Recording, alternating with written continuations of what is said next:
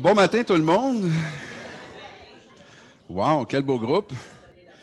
Honnêtement, je n'étais plus sûr si on allait avoir un bon groupe ou non avec tous les événements qui se passent. Donc, je vous souhaite la bienvenue chez Saut Quantique. On a également plusieurs participants qui sont à la maison en ce moment. Ce n'est pas tout le monde qui a la possibilité d'être à Joliette ou des fois des gens qui sont obligés d'être en quarantaine en ce moment s'ils arrivent de voyage ou toutes ces réalités un peu particulières. Donc, pour commencer, j'aimerais savoir qui ont déjà assisté à la rencontre ou une rencontre avec moi. Levez la main. Sur le web, vous pouvez cliquer un cœur peut-être pour dire que vous avez déjà assisté. C'est super, il y a beaucoup de monde. Qui viennent pour une première fois? Levez donc la main ceux qui viennent pour une première fois. Oh, wow, génial. Alors, j'ai une première question pour vous. Première des choses, est-ce qu'il y aurait des gens ici qui ont entendu parler du coronavirus? Bon. Je pense que ma question a été trop facile. Je vais en faire une deuxième. Est-ce qu'il y a des gens ici qui ont fait des réserves de papier de toilette? Non? Moi, j'ai réglé le problème. J'ai acheté un bidet. Je suis correct. Je ne courrai pas dans les magasins. C'est la folie furieuse. Ça n'a aucun sens. Alors, aujourd'hui, on a une version un petit peu particulière du message caché de la maladie. Donc, vous allez voir au travers des lois biologiques qu'en fait, chaque maladie a un message à cacher, mais on va le faire spécifiquement pour commencer sur le coronavirus. Donc, je vais au travers des lois biologiques vous démontrer encore, tous ceux qui connaissent les lois biologiques ont déjà cité, sinon je vais vous les présenter. Vous allez voir, on va prendre tout ce qui se passe avec le coronavirus, on va insérer ça dans les lois biologiques, et vous allez voir encore une fois à quel point c'est avec exactitude. Avant de commencer officiellement la conférence, je tiens à vous refaire une mise en garde, en quelque sorte, où est-ce que les lois biologiques, c'est un petit peu particulier parce que je vais vous livrer un message qui est pratiquement à l'inverse de ce que la médecine conventionnelle vous a donné. Donc, pour vous, des fois, ça devient un petit peu difficile à vous positionner. Il faut savoir que ce n'est pas les lois biologiques ou la médecine conventionnelle. C'est toujours les deux. Pourquoi? Parce que la médecine conventionnelle a des connaissances, des acquis que vous savez très bien qu'on n'a pas du tout. Par contre, on a des ajouts qui viennent des fois en contredire un peu ce qu'eux disent, mais ce n'est pas une raison pour ne pas suivre un pronostic, un protocole médical. Vous suivez à la lettre tous vos protocoles médicaux. Vous intégrez les lois biologiques comme approche complémentaire pour améliorer les résultats.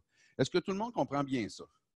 Donc, si je vous demande, est-ce que c'est la médecine ou les lois biologiques ou est-ce que c'est la médecine et les lois biologiques? Vous me répondez quoi? Merci beaucoup. C'est et. Très, très, très, très important. OK.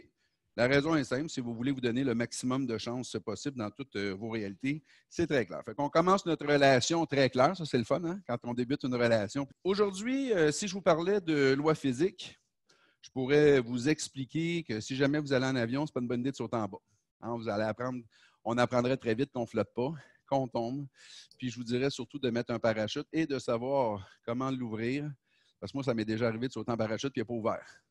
Donc, c'est des choses importantes à savoir, mais on ne parlera pas de loi physique. Si on parlait de loi chimique, je vous expliquerai comment deux atomes gazeux d'hydrogène trippent bien raide sur un atome d'oxygène. Ils viennent folles. Quand deux atomes d'hydrogène voient un atome d'oxygène, ils flippent bien raide.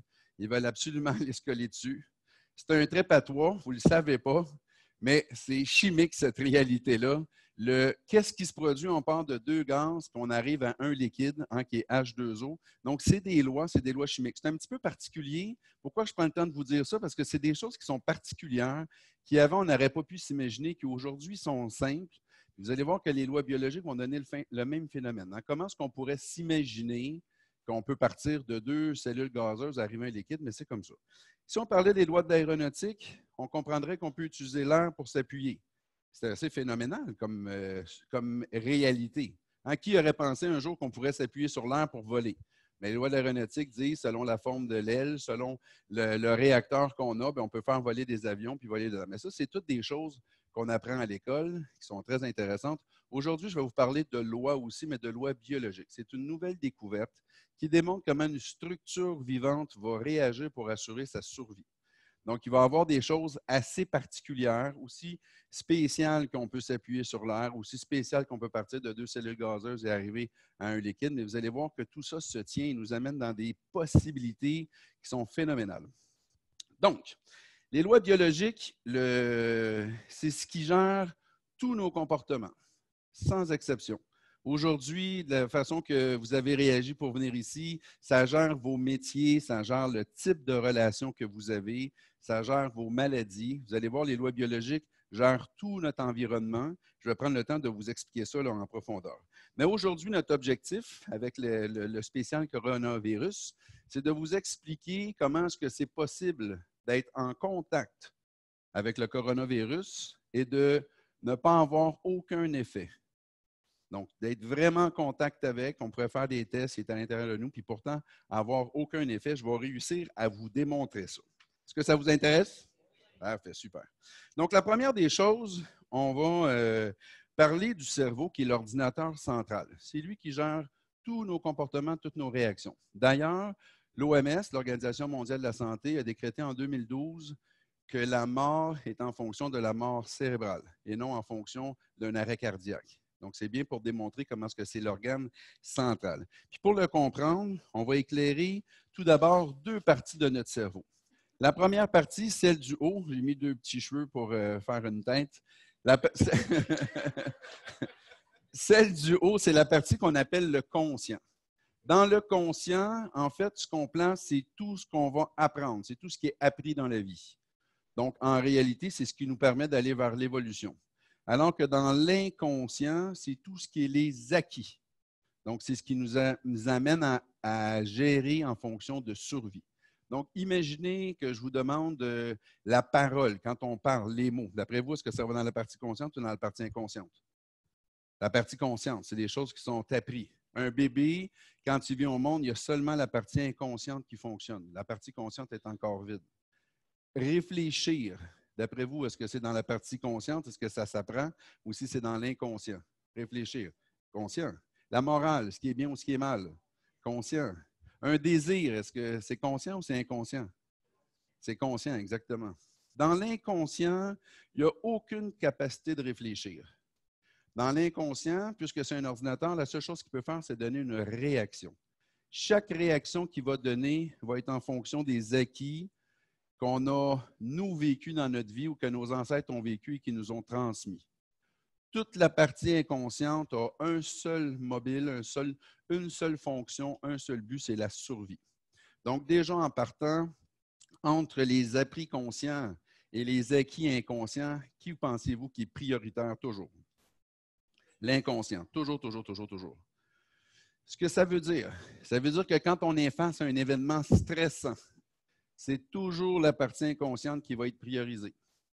Il va réagir à une vitesse estimée à 24 milliards de calculs par seconde. On n'a même pas le temps de le réaliser. Pac, il a donné sa réponse. Par la suite, on va réfléchir à notre réponse. S'il a donné une bonne réponse, si on a des bons acquis face à la situation, on va être fiers de nous. Généralement, notre ego gonfle un peu, on se trouve vraiment bon. Mais si, par malheur, les acquis ne donnent pas les bonnes réponses, on va donner une réaction qui ne coordonne pas du tout avec ce qu'on a appris, avec notre morale, avec nos désirs. Puis à ce moment-là, on va se dévaloriser, on va se culpabiliser, on va se demander comment ça se fait qu'on n'est pas capable de réagir correctement. C'est sûr et certain que tout le monde ici, sans exception, font des réactions parfois, puis ils se disent « Caroline, comment ça se fait que je réagis comme ça? » D'accord ou pas d'accord? Levez la main ceux qui sont d'accord. Ben oui, des fois, pourquoi j'ai crié encore? Je devrais rester calme. Pourquoi je n'ai pas dit la vérité? Comment ça se fait que je n'ai pas été me coucher? J'aurais dû me coucher. Pourquoi je ne suis pas rentré à la maison? J'aurais dû rentrer à la maison. Pourquoi j'ai pris un verre de plus? J'aurais dû arrêter il y a longtemps. Comprenez-vous? Pourquoi je suis allé jouer encore au casino, par exemple? J'aurais dû arrêter, je sais. Tout ça, c'est des réactions. Donc, quand on comprend ça en loi biologique, déjà, la première des choses que je veux vous laisser savoir, c'est qu'on ne peut pas juger une personne. En loi biologique, on juge l'acte, on est en mesure de déterminer si l'acte a du sens ou non, mais la personne, on ne peut pas la juger puisqu'elle réagit en fonction de ses acquis. Donc, notre rôle, nous, ici, c'est d'aider les personnes à comprendre leurs acquis pour pouvoir les modifier. Ça, je vais vous expliquer ça plus dans le deuxième volet de notre rencontre. Donc,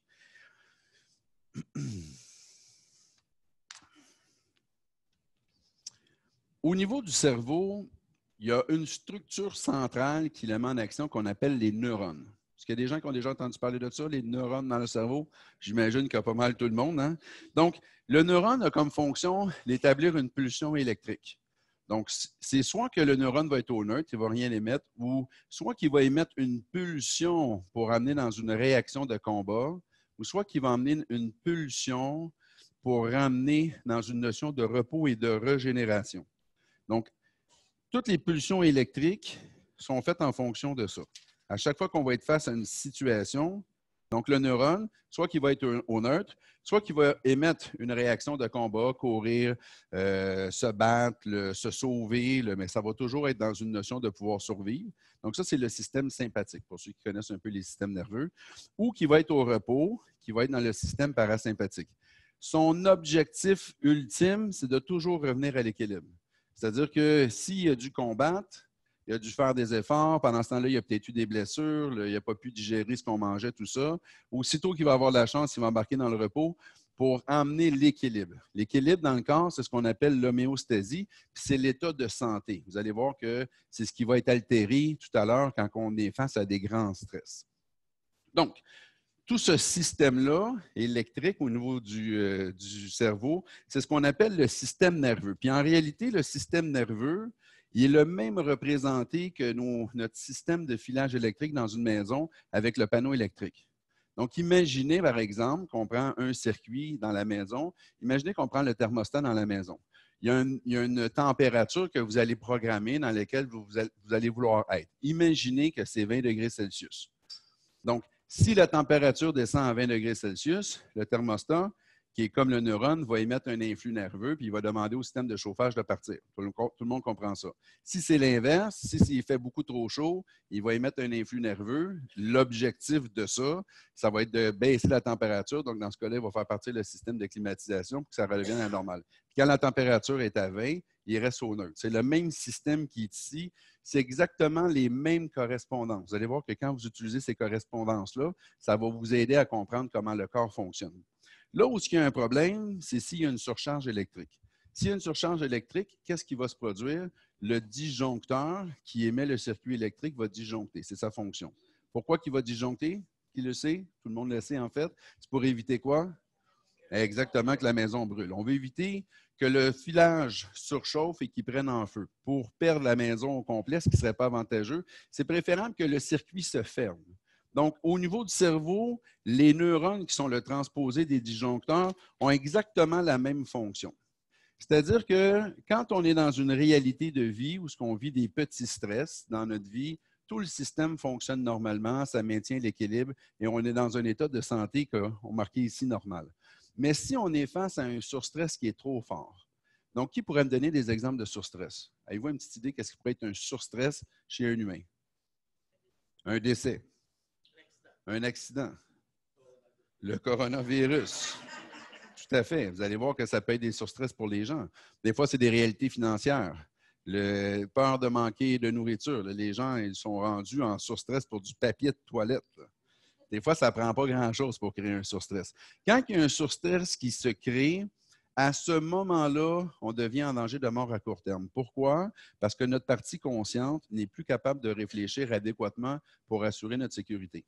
Imaginez par exemple que vous êtes en voiture puis que vous arrivez à une intersection, bien, il pourrait arriver que vous ne réalisez même pas que la lumière soit rouge, que vous traversez sans regarder, puis ça pourrait devenir mortel. Vous comprenez? Le transposé de si le disjoncteur dans la maison ne disjoncte pas, la maison prendra en feu. Donc, pour éviter de perdre le tout, qu'est-ce qui va se produire? C'est que le foyer de neurones va symboliquement disjoncter par mesure de sécurité pour fermer le circuit. Ça, est-ce que c'est clair pour tout le monde? Parfait. Donc, avant, en médecine conventionnelle, le disjoncteur avait une fonction simple. Sa fonction, s'il s'occupe du foie, s'occuper du foie. S'il s'occupe de la thermorégulation du corps, bien, contrôler la température du corps. S'il s'occupe de la vision, gérer la vision. En loi biologique, ce qu'on a constaté, ce qu'on a réalisé, en réalité, c'est que chaque neurone a une double fonction. Il y a sa fonction de base, où ce qu'il émet, c'est son courant, ses pulsions électriques, et il y a la fonction de disjoncter si le circuit est surchargé pour assurer notre survie. Ça va bien, ça? Parfait. Lorsqu'il va disjoncter pour assurer notre survie, il ne pourra plus exécuter sa fonction de base. Donc, si c'est un foyer de neurones qui s'occupait du foie, on va se retrouver avec une problématique au niveau du foie. Si c'est un foyer de neurones qui s'occupait d'un muscle, on va se trouver une problématique au niveau de ce muscle-là. C'est un foyer de neurones qui s'occupait de le bon état d'un cartilage dans une articulation. Mais tout d'un coup, on a une problématique dans un cartilage, dans une articulation. Est-ce que vous comprenez le concept? Parfait. Donc, déjà là, il y a un phénomène qui est assez particulier en loi biologique, c'est qu'on démontre que la maladie, en fait, c'est un processus de survie. Donc, contrairement à avant, où on pensait que la maladie était une chose à éviter à tout prix, aujourd'hui, on réalise que la maladie, en fait, c'est un processus de survie. Quand on le comprend bien, puis qu'on est malade, on ne devient pas fâché. Quand on le comprend bien, puis qu'on est malade, on se dit « Ah, j'ai été en danger de mort, je suis en processus de survie. » Comprenez-vous la différence? Donc, au lieu de flipper, ce qu'on fait, c'est qu'on va comprendre pourquoi on est en processus de survie. Quel stress que je viens de vivre que je n'ai pas été capable de gérer. Déjà, c'est une très grosse différence. Donc, quand le processus arrive, c'est un petit peu particulier parce que, inversement, un disjoncteur dans une maison, on ne s'en rend pas compte. C'est-à-dire qu'on n'entendra pas, mettons, un tic si on est proche du disjoncteur. Il n'y a aucun bruit qui se fait. Il n'y aura pas de spark dans les yeux, ça ne sentira pas le brûler. La seule chose que vous allez sentir, c'est que vous vous sentiez mieux que juste avant qu'il disjoncte. Avant qu'il disjoncte, vous étiez stressé, donc peur de perdre un emploi, qu'est-ce qui va arriver dans ma relation de couple, je vais-tu arriver en retard, je ne peux pas croire qu'il s'en va avec une autre, vous êtes full stressé, et quand il disjoncte, tout d'un coup, vous vous sentez super bien. Ça, c'est ce qui fait que vous avez de la difficulté à comprendre ce mécanisme-là, parce que vous avez l'impression que vous avez géré le stress. Alors qu'en réalité, le foyer de neurones a disjoncté pour basculer le stress dans l'inconscient. Par la suite, qu'est-ce qui se produit? Il y a une maladie qui débute. Comprenez-vous ça? Parfait. Donc, la maladie, en réalité, c'est pour ça qu'on dit qu'elle a un message caché à nous livrer. Le travail qu'on fait ici en loi biologique, c'est de vous décoder la maladie pour comprendre ce qui est à l'origine. Maintenant, dans notre réalité à nous, on veut prendre cette situation-là puis l'appliquer au niveau du cerveau, au niveau du coronavirus. Donc, pour vous expliquer ce que je viens de vous dire, je vais vous mettre ça en image. On va commencer à parler des deux phases de la maladie. En médecine conventionnelle, on est soit en santé ou soit malade. En loi biologique, ce n'est pas comme ça que ça se passe. En loi biologique, il y a deux phases d'une maladie. Donc, on va commencer ici. En fait, ici, on a une ligne qui représente le temps, alors qu'ici, on a une échelle de stress. En haut, on a mis le stress au maximum et en bas, on a mis le stress au minimum, c'est-à-dire le repos et la régénération. C'est dans le repos que le corps va faire ses régénérations. La ligne pointillée que vous voyez ici, c'est une ligne qui représente le seuil de tolérance à un stress. Puisque c'est tous des circuits électriques, c'est des disjoncteurs, ils ont un seuil de tolérance qui est variable. Donc, tant et aussi longtemps que les émotions sont en dessous du seuil de tolérance, il n'y a aucun problème. Mais il y a un problème lorsque le stress monte trop fort et qu'il frôle le seuil de tolérance. C'est à ce moment-là qu'on devient en danger de mort à court terme. Donc, pour éviter ça, le mécanisme de sécurité va faire disjoncter le foyer de neurones pour fermer le circuit pour que ça redevienne gérable. On rentre en ce moment-là dans la première phase de la maladie qu'on appelle la phase de conflit actif. Quand le foyer de neurones disjoncte, bien entendu, il va apparaître une anomalie. L'équilibre ne sera pas respecté. Soit qu'il va se mettre à faire plus de cellules que d'habitude. Ça va faire de la masse. Mettons que vous avez un KISS, c'est un foyer de neurones qui a disjoncté, qui produit de la masse. Si vous avez un cancer du poumon, c'est un foyer de neurones qui a disjoncté, qui fait de la masse. Première possibilité. Deuxième possibilité, c'est l'inverse, c'est creuser, c'est détruire les cellules. Donc, lorsque le foyer de neurones disjoncte et que ça creuse, ça peut faire, par exemple, de l'ostéoporose. Hein, vous savez, ça creuse dans l'os se fragilise, c'est de l'ostéoporose, ça l'a creusé. Ça peut le faire des ulcères d'estomac. Il y a toutes sortes de réalités où, quand la cellule se détruit, ça donne différentes maladies. Troisième possibilité, bloquer un système. Exemple, une paralysie. Si je suis paralysé, mon système est bloqué. Ou si mon pancréas est bloqué, je vais devenir avec quelle maladie? Le diabète. Ou débloquer un système. Ça pourrait donner genre un Parkinson, un Gilles de la Tourette, des tics. Ou si mon pancréas serait débloqué, je tomberais en hypoglycémie, exactement. Donc, toutes les maladies, sans exception, vont être cadrées dans une de ces dysfonctions-là. C'est ce qu'on appelle des maladies permanentes. C'est-à-dire que ce que je veux dire par permanente, c'est, exemple, une myopie. Une myopie, tu n'es pas myope le matin, tu ne l'es plus l'après-midi, tu le retombes le soir. Ou je le suis cette semaine, je ne le suis pas la semaine prochaine. Quand je suis myope, je suis myope. Vous êtes d'accord avec moi? Donc, c'est une maladie qui perdure dans le temps. Le diabète, c'est une maladie qui perdure dans le temps. L'ostéoporose, c'est une maladie qui perdure dans le temps. Vous comprenez? Vous êtes d'accord? Parfait. Donc, parfois, il y a des signes et symptômes. Exemple, une myopie, les signes et symptômes sont flagrants. Je vois moins bien. Il y a des maladies où c'est un peu moins évident. Mettons le diabète. Supposons que j'ai des signes et symptômes, ça va dépendre de mon taux de glycémie. Si je suis diabétique et que je me tape une tarte au sucre, ça se peut que je ne fais le pas bien. Là. Mais si je suis diabétique et je contrôle bien mon alimentation, je n'aurai pas de signes et symptômes. Pourtant, je suis malade pareil. Mais je contrôle ma glycémie, fait que je ne le sens pas. Puis il y a des maladies comme l'ostéoporose, aucun signe et symptôme. À moins d'avoir que ça soit très, très grave et que vous fassiez une fracture, aucun signe et symptôme. Fait que dans la première phase de la maladie, tout dépendant de la maladie, des fois, on va avoir des signes et symptômes, des fois, on n'en aura pas. Ça va dépendre de la maladie. Ça va pour ça? C'est clair pour tout le monde? OK. Qu'est-ce qui se produit? C'est qu'à un moment donné, on va travailler pour trouver une solution à notre conflit. Si on trouve une solution à notre conflit, on va pouvoir repartir le foyer de neurones. C'est ça qui est particulier que les lois biologiques démontrent, qui n'étaient pas encore démontrées en médecine conventionnelle. Donc, vous voyez, on a la continuité ici, on a notre seuil de tolérance. Donc, imaginez qu'on trouve une solution. À ce moment-là, on rentre dans la deuxième phase de la maladie. C'est une phase de réparation. Donc, ça va donner des maladies temporaires, le temps de ramener l'équilibre. Donc, cette phase-là, au lieu de se faire au niveau du stress, va se faire au niveau du repos, de la régénération. Vous vous rappelez tout à l'heure, le bas de la courbe, c'est le repos, la régénération. Ici, c'est le système sympathique. Ici, c'est le système parasympathique pour ceux qui connaissent les systèmes nerveux. Donc, à ce moment-là, on enclenche une phase de réparation pour ramener l'équilibre. Donc, si en 1, ça avait fait de la masse pour faire des kisses, dans la phase de réparation en 1, ça va faire quoi? Ça va creuser jusqu'à temps que l'équilibre soit rétabli.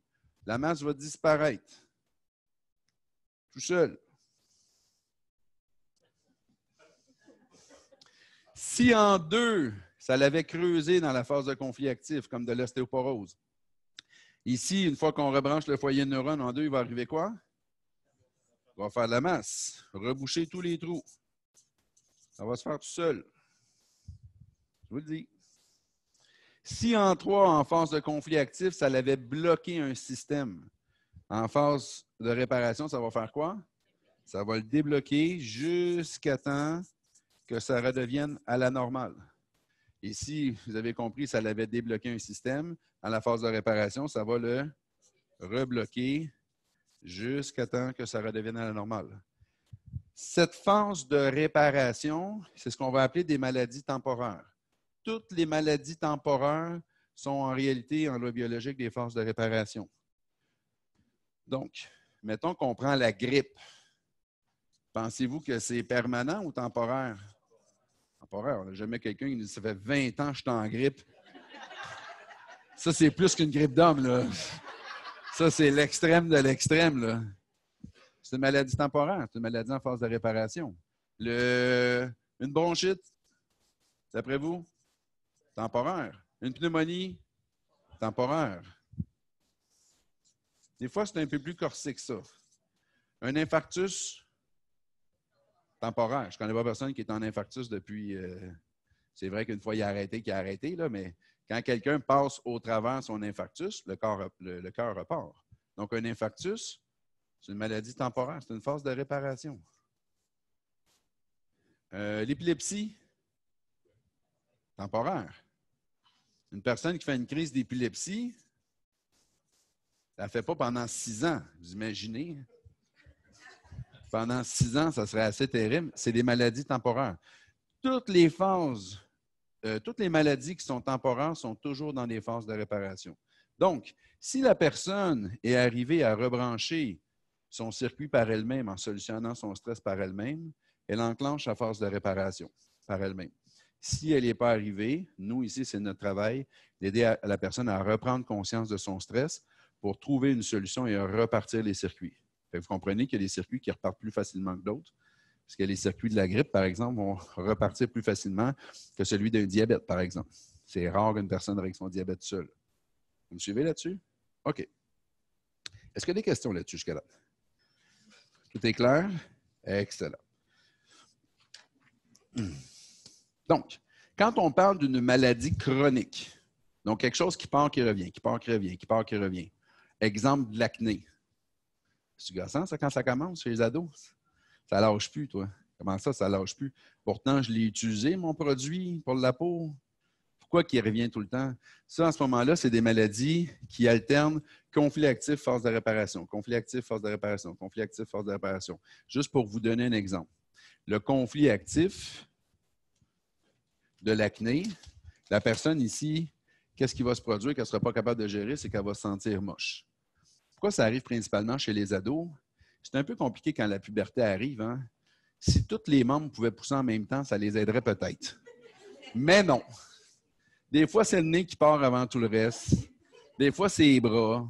Un sein, toi, l'autre, il fait quoi? Il attend à quoi? C'est assez rochant, merci. Fait que, il arrive parfois, souvent, qu'ils vont trouver ça difficile, ils vont partir en surstress. Quand ils vont partir en surstress, ce qui va se produire, c'est que ça va creuser au niveau de la peau du visage.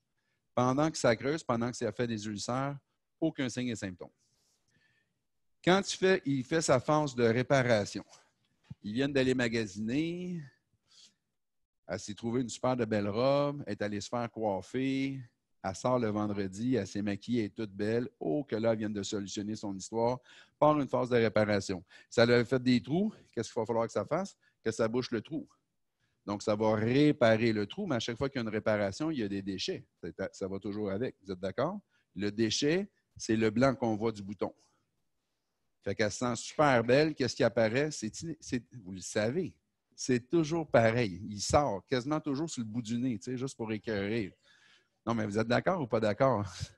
Fait que là, en pleine phase de réparation de mon histoire, qu'est-ce qui se produit? Le Christy de bouton, il me ramène moche.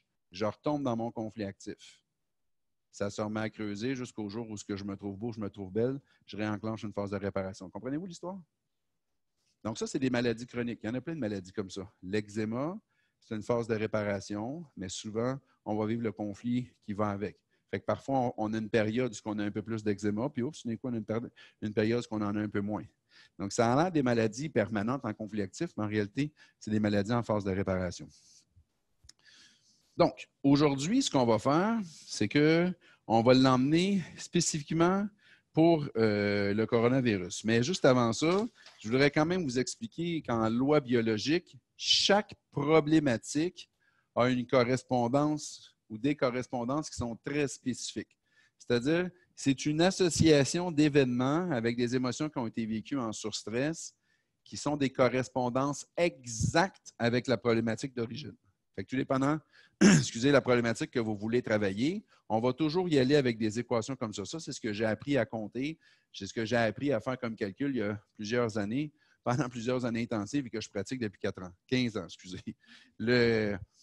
On nous a appris à compter avec des chiffres au primaire. Si vous allez un peu plus loin, vous allez apprendre à compter, mettons, en chimie. Comme je vous disais tantôt, si vous prenez de l'hydrogène puis de l'oxygène, oups, il apparaît de l'eau, c'est inévitable. Fait que vous savez que si vous avez de l'eau, c'est parce qu'il y a de l'hydrogène et de l'oxygène, ça ne peut pas être autre chose.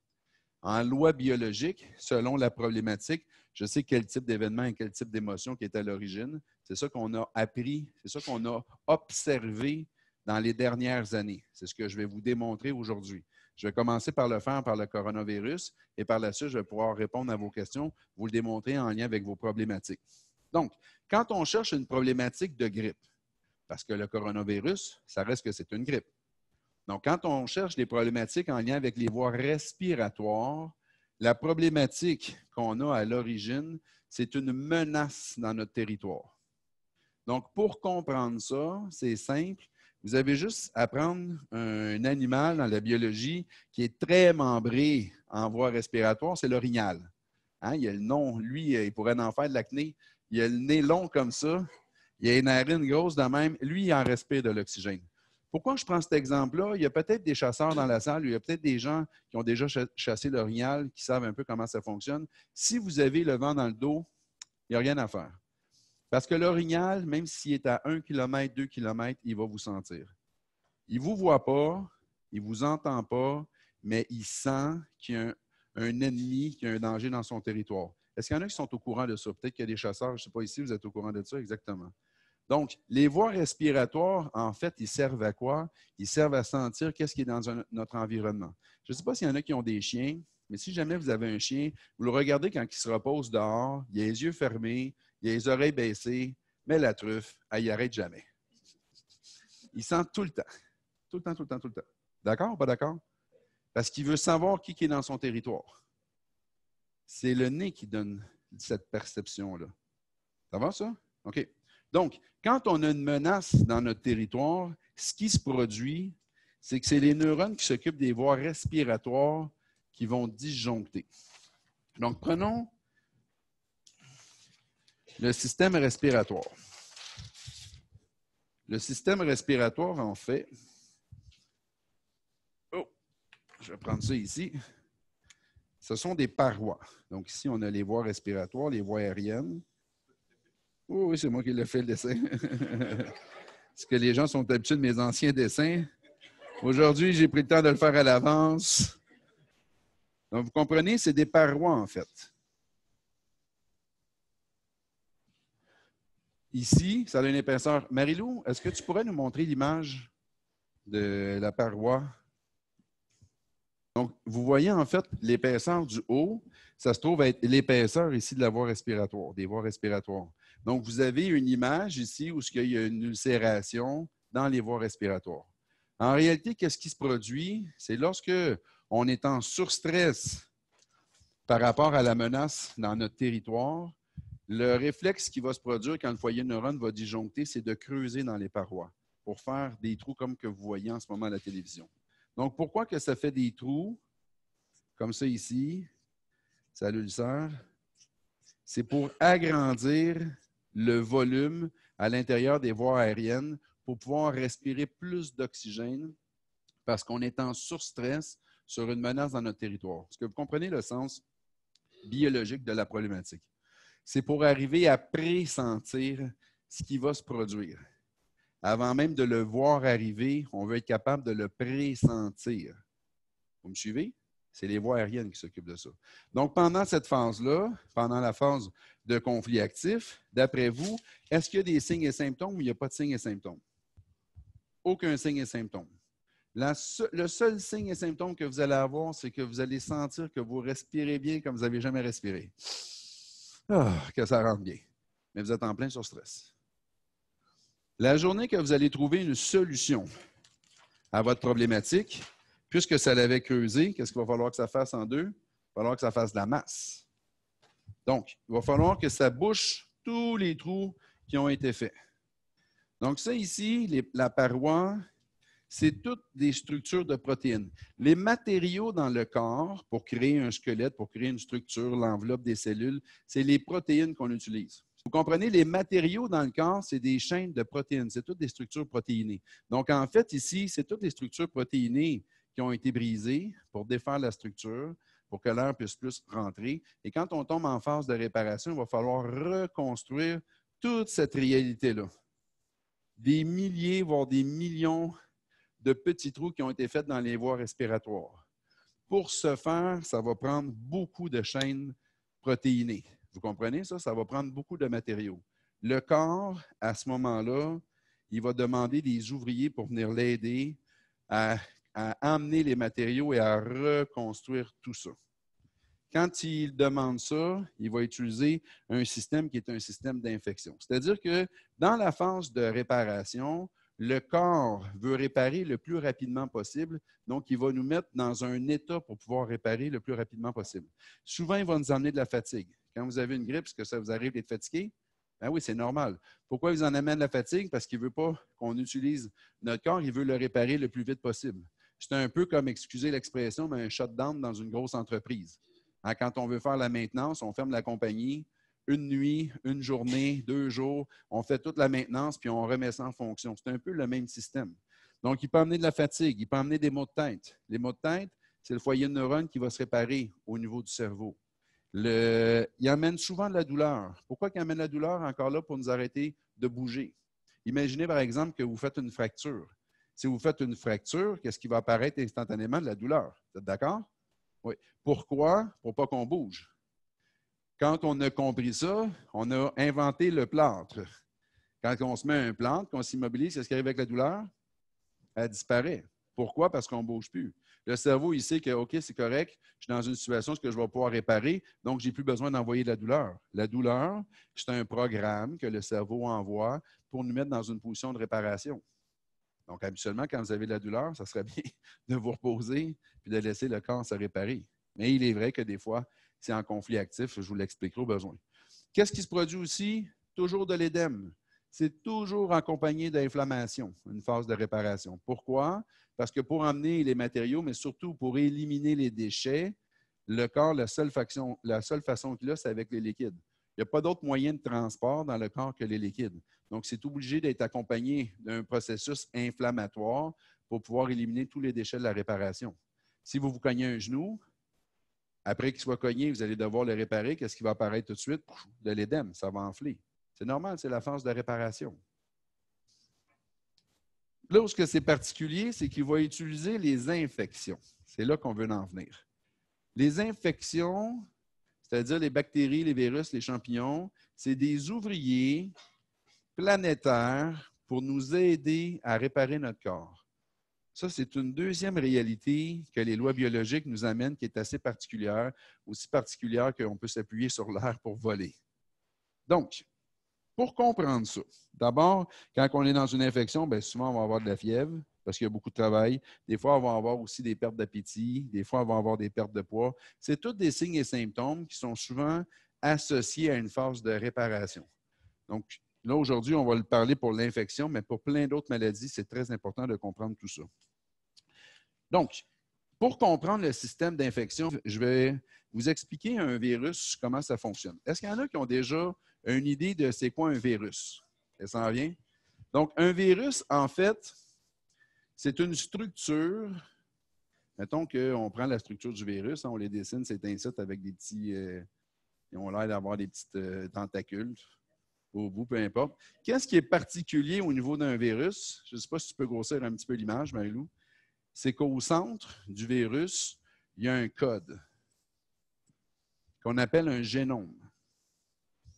Le virus, avec le génome, qu'est-ce qu'il va faire? C'est qu'il va rentrer à l'intérieur d'une cellule. Imaginez ici qu'on a une grande cellule, on a le noyau. Il va rentrer, il va aller placer son génome avec l'ADN de notre noyau pour répliquer le code qui est ici. Vous me suivez jusqu'à là? Puis là, vous le savez, ça se répand à multiples exemplaires. C'est ça une infection virale.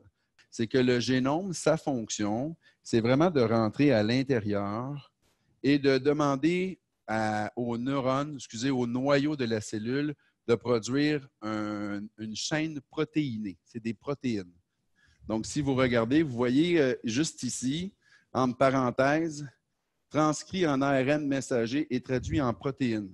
La fonction du virus, c'est de rentrer à l'intérieur du noyau, de faire multiplier des chaînes protéinées pour faire quoi, vous pensez? Les matériaux. Là, c'est comme s'il disait, tu m'amènes un gros bundle de 2 par 6, 8 pieds de long, à multiples exemplaires. Pour quelle raison? Pour reconstruire tous les trous qui avaient été faits dans les voies respiratoires. Grosse réparation.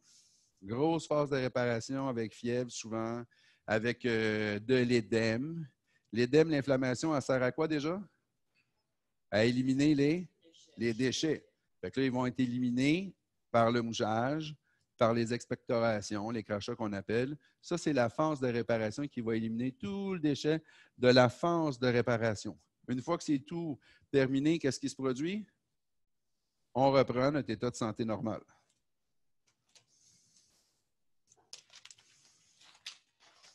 Une fois que la réparation est complètement terminée, on reprend notre état de santé normal et tout redevient dans l'ordre. Si vous n'avez pas pris de médicaments, vous en avez souvent pour une grosse semaine, peut-être 10 jours. Si vous avez pris vos médicaments, une grosse semaine, peut-être 10 jours. C'est toujours la même réparation. La seule différence, c'est qu'il va y avoir moins de signes et symptômes. parce que le médicament va atténuer la fièvre, parce que le médicament va atténuer les douleurs, parce que le médicament va atténuer les maux de tête. Mais la réparation reste la même réparation pareil. D'accord ou pas d'accord? Vous allez moucher quand même. Il va falloir que ça sorte à un moment donné. C'est une excellente idée de prendre un médicament. Moi, personnellement, en tout cas, à chaque fois que je fais une grippe, je prends des médicaments. Je disais simplement, si tu prends un anti-inflammatoire, est-ce que ça ne va pas justement scraper ton, le fait d'avoir un transport? C'est une excellente question que tu poses. Ça ne le scrape pas, comme pour utiliser tes termes. Par contre, ce que ça fait, c'est que ça l'atténue, ça ralentit un peu le processus, mais surtout en termes d'intensité. Mais parfois, c'est vraiment préférable de faire ça. Si vous êtes en pleine phase de réparation puis vous faites 104 de fièvre, il commence à faire pas mal trop chaud pour votre corps. Ce n'est pas parfait. Parfois, le corps a quand même besoin d'aide pour passer au travers de ces réalités. Si vous faites une grosse pneumonie, c'est une bonne idée d'aller à l'hôpital. Ça a beau être une phase de réparation. Moi, personnellement, c'est sûr que j'irai à l'hôpital. Comprenez-vous? Donc, maintenant, mais la réalité est que si vous ne prenez pas de médicaments, vous allez probablement la faire, votre phase de réparation. Si les symptômes ne sont pas trop sévères, il n'y a aucun problème, vous allez passer au travers de ça. Mais honnêtement, vous allez avoir souffert absolument pour rien. Je n'ai jamais vu une personne qui n'a pas réparé parce qu'il a pris des médicaments. C'est qui n'a pas fini sa phase de grippe, mettons. Tout le monde va la finir.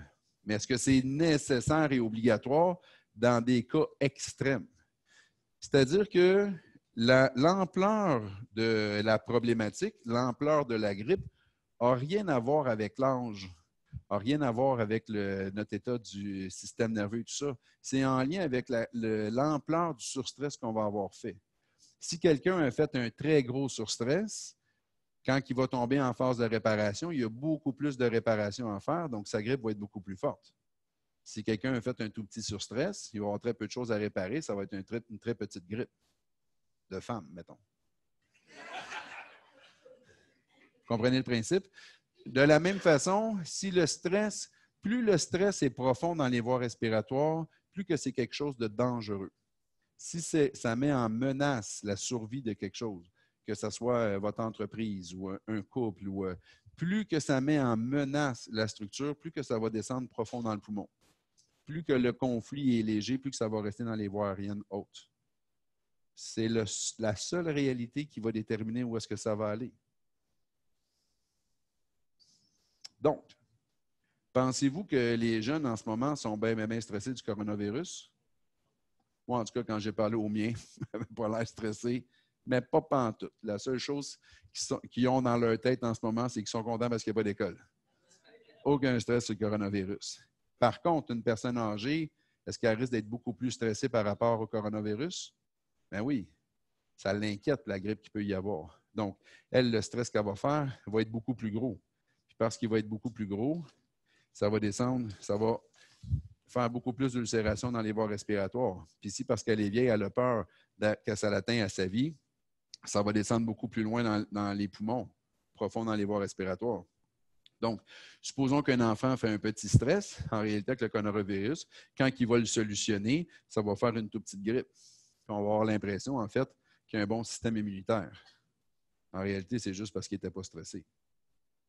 Mais si une personne âgée fait un surstress, risque d'être très, très, très fort, surtout s'il a peur à sa vie, ça va descendre jusque dans les poumons. Quand il va faire sa phase de réparation, la phase de réparation va être beaucoup plus intense. Au lieu d'être une simple grippe, ça va probablement se ramasser en pneumonie. Vous comprenez? Puis là, si elle est en train de réparer sa pneumonie, puis elle tombe en surstress parce qu'elle a peur d'en mourir, là, ça va pas bien. Là, elle se complique ses affaires pas à peu près. C'est ça qui finit par emporter les gens. Ce n'était pas la grippe en soi, selon les lois biologiques. Est-ce que ça fait du sens, toujours bien? Parfait. Donc, si on le fait, OK. Donc, est-ce que, finalement, est-ce que ce système-là est en lien avec l'état du système immunitaire? Pas du tout. Si le coronavirus est en contact avec vous et que vous n'avez jamais fait le surstress, donc, il rentre à l'intérieur de vous, Il rentre en contact avec le cerveau, qui est l'ordinateur central, puis il dit « Hey, y a-tu de la job pour moi ici? J'ai plein de matériaux pour vous. » Le cerveau, il dit « Moi, je n'ai pas fait de surstress, j'ai rien à réparer, out. » Là, la médecine va dire que vous avez un super bon système immunitaire. Supposons que vous êtes en conflit actif. Le système creuse, là, il ne répare rien, il défait. Vous rentrez en contact avec le virus, c'est demande au cerveau « Hey, as-tu la job pour moi? » Le virus, le cerveau va dire « Non, mais on va peut-être en avoir tantôt. Reste donc voir. » Ça va être latent. Vous allez être contagieux, mais vous n'aurez pas de symptômes. Vous allez être porteur du virus sans symptômes. Comprenez-vous?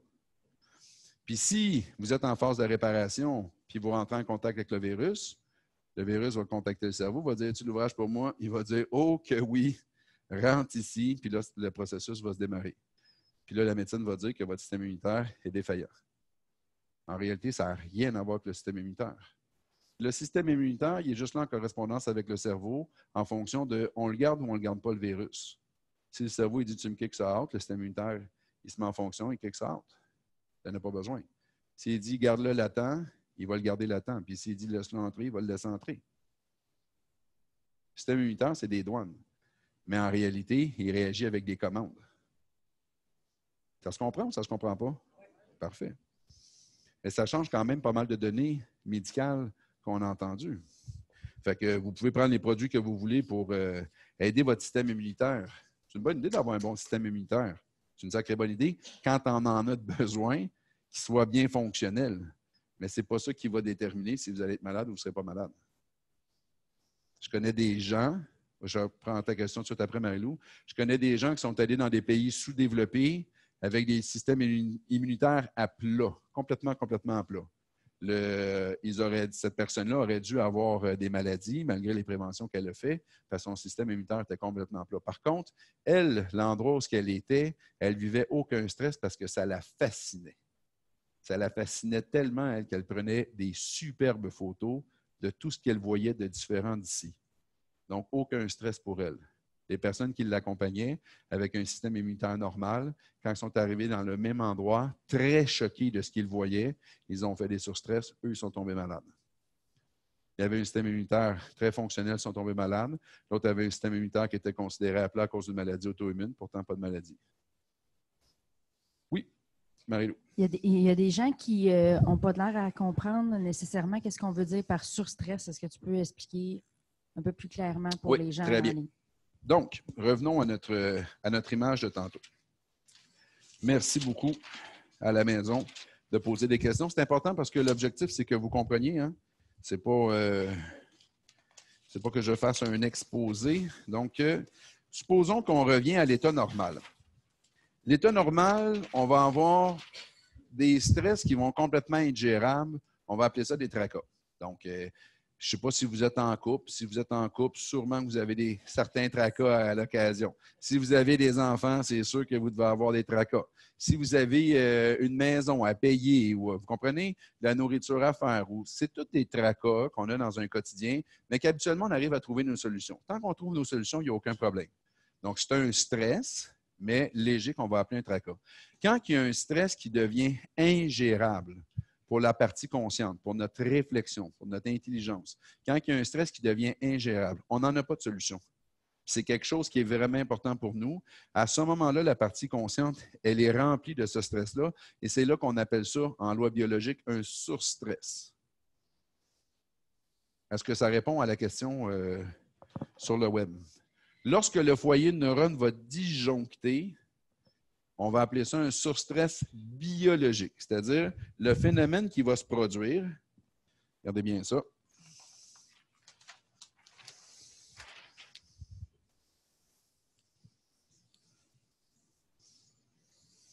Donc, on avait notre surstress. Je vais me prendre un crayon rouge. On avait notre surstress. Là, en ce moment, on est en danger de mort à court terme. Vous vous rappelez? Parce qu'on n'est pas capable d'agir sécuritairement. Le système de sécurité va ordonner aux neurones de faire quoi? Disjoncter. Pareil comme un foyer de neurones, pareil comme un breaker, un disjoncteur dans un panneau électrique. Lorsqu'il va disjoncter, l'objectif, c'est de fermer le circuit. Donc, ça ne nous stressera plus. On le perd. Ce qui était le surstress, on le perd. Je vais vous l'expliquer d'une autre façon. Imaginez que ça ici, ça représente ma partie consciente. Tout ce que j'ai enregistré dans ma vie consciemment, qui me permet de réfléchir, qui me permet de déterminer ce qui est bien ou ce qui est mal.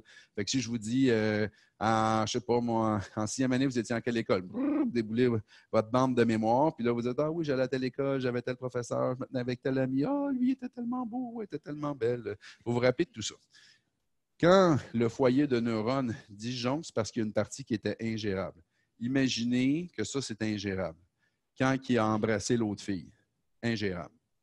Je sortais avec, puis je l'ai pogné en train d'embrasser une autre fille.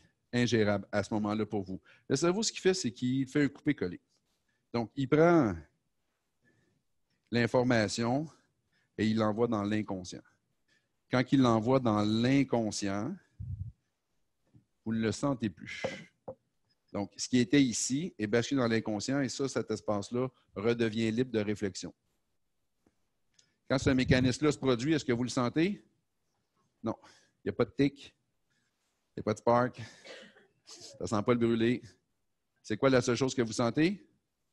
Vous vous sentez bien. Exactement. Mais il y a quelque chose qui a disjoncté. Donc, s'il y a un foyer de neurones qui a disjoncté, c'est là qu'il va apparaître soit une problématique physique ou soit une problématique comportementale pour enlever le surstress qui est ingérable.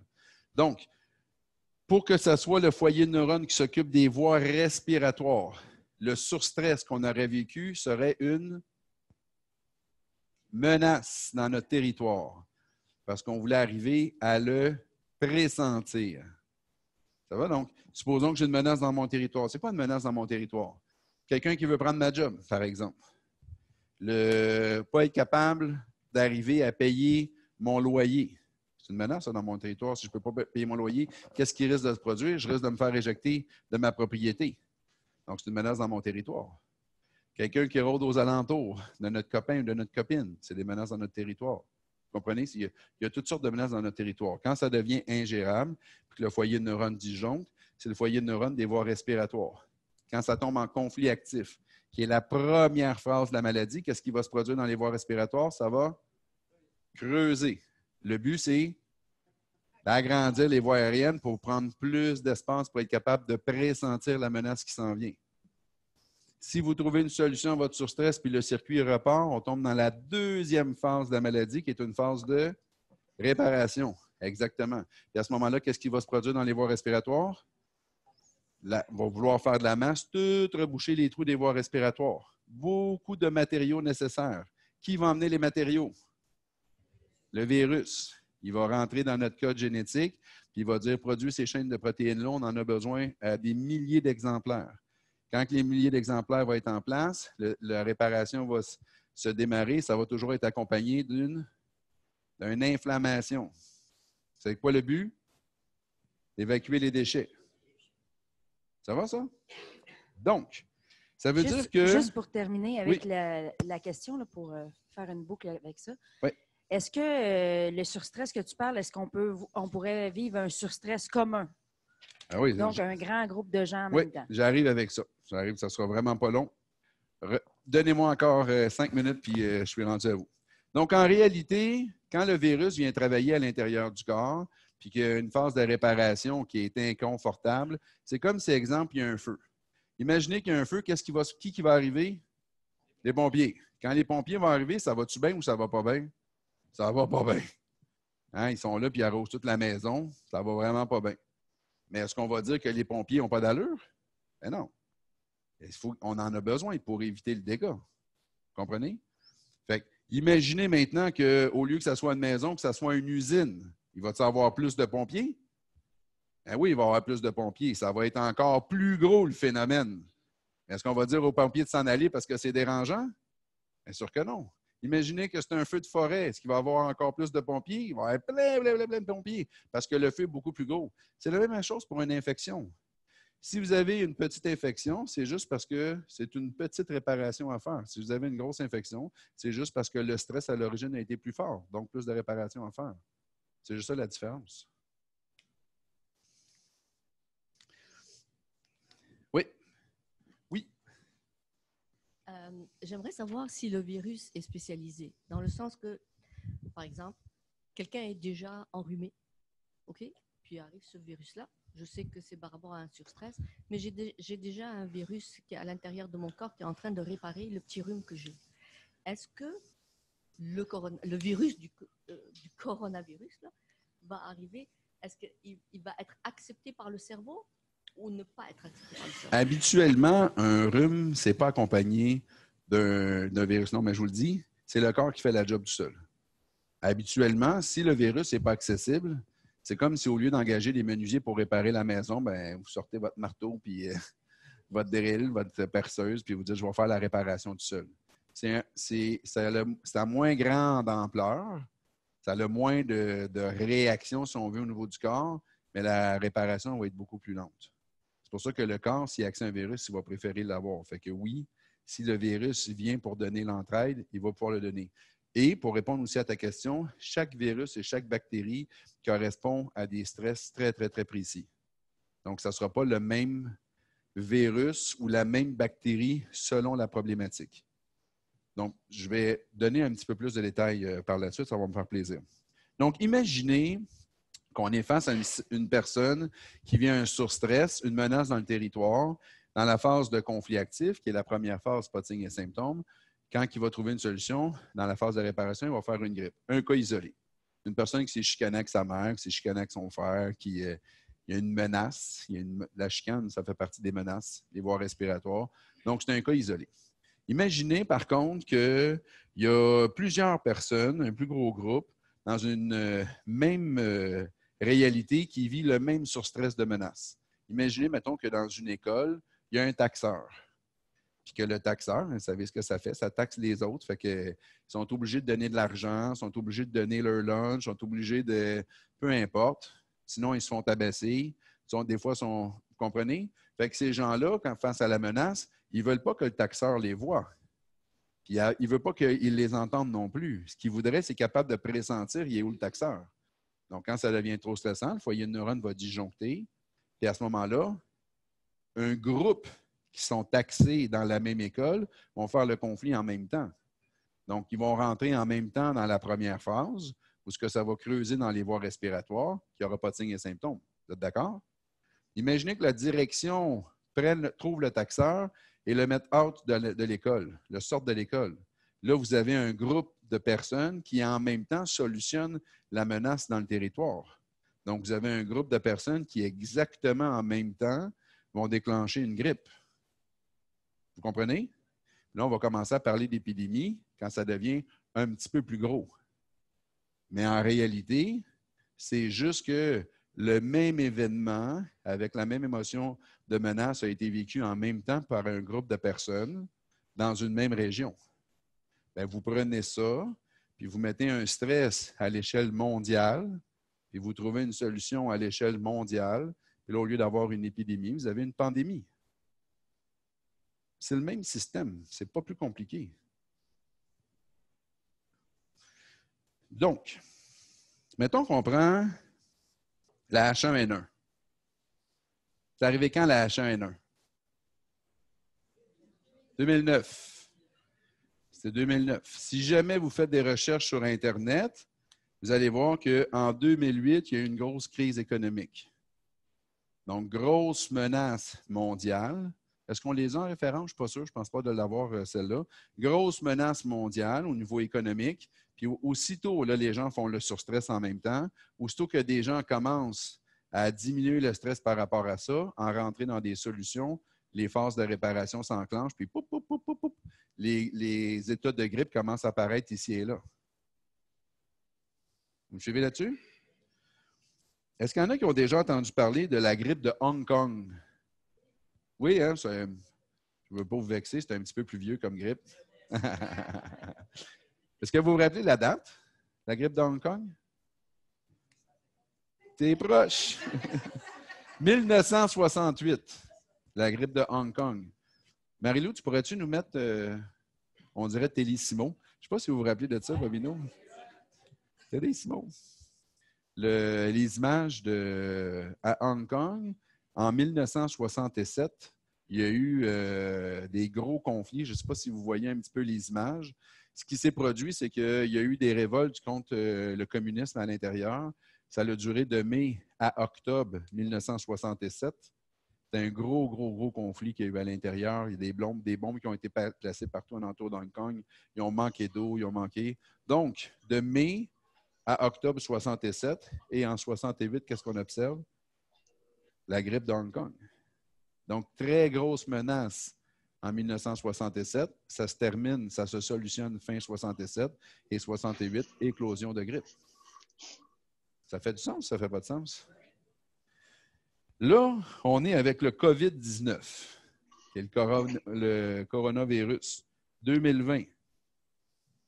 Qu'est-ce qui s'est produit? Je ne sais pas, Marie, si tu peux mettre l'accalmie de la guerre économique entre les États-Unis et la Chine. Oui, exactement.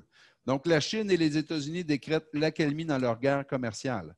Ils sont rentrés en guerre commerciale. Quand Trump est arrivé au pouvoir, il a tout voulu réajuster son budget.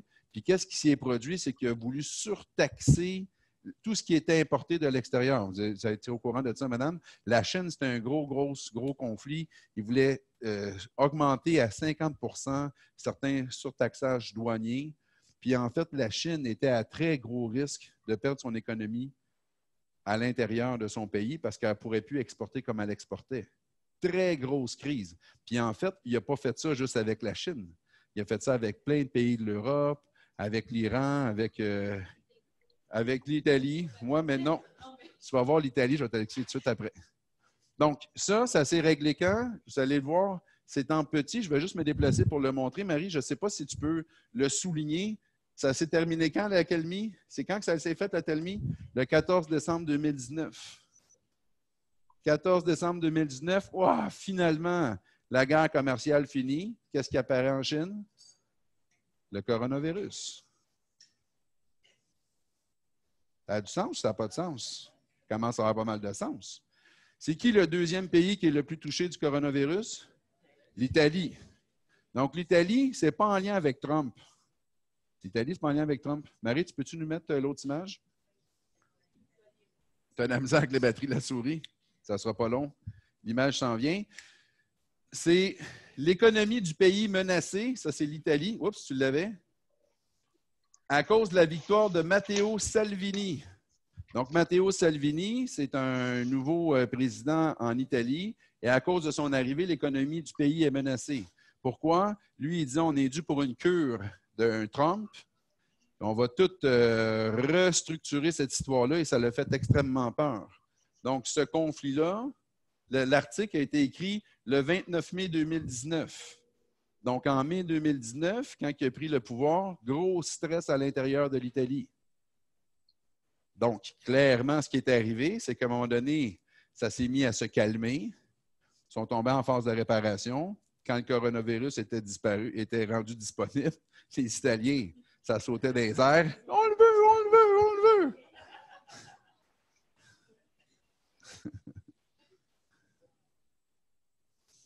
On a une question ici. Ce ne sera pas long, on va emmener un micro.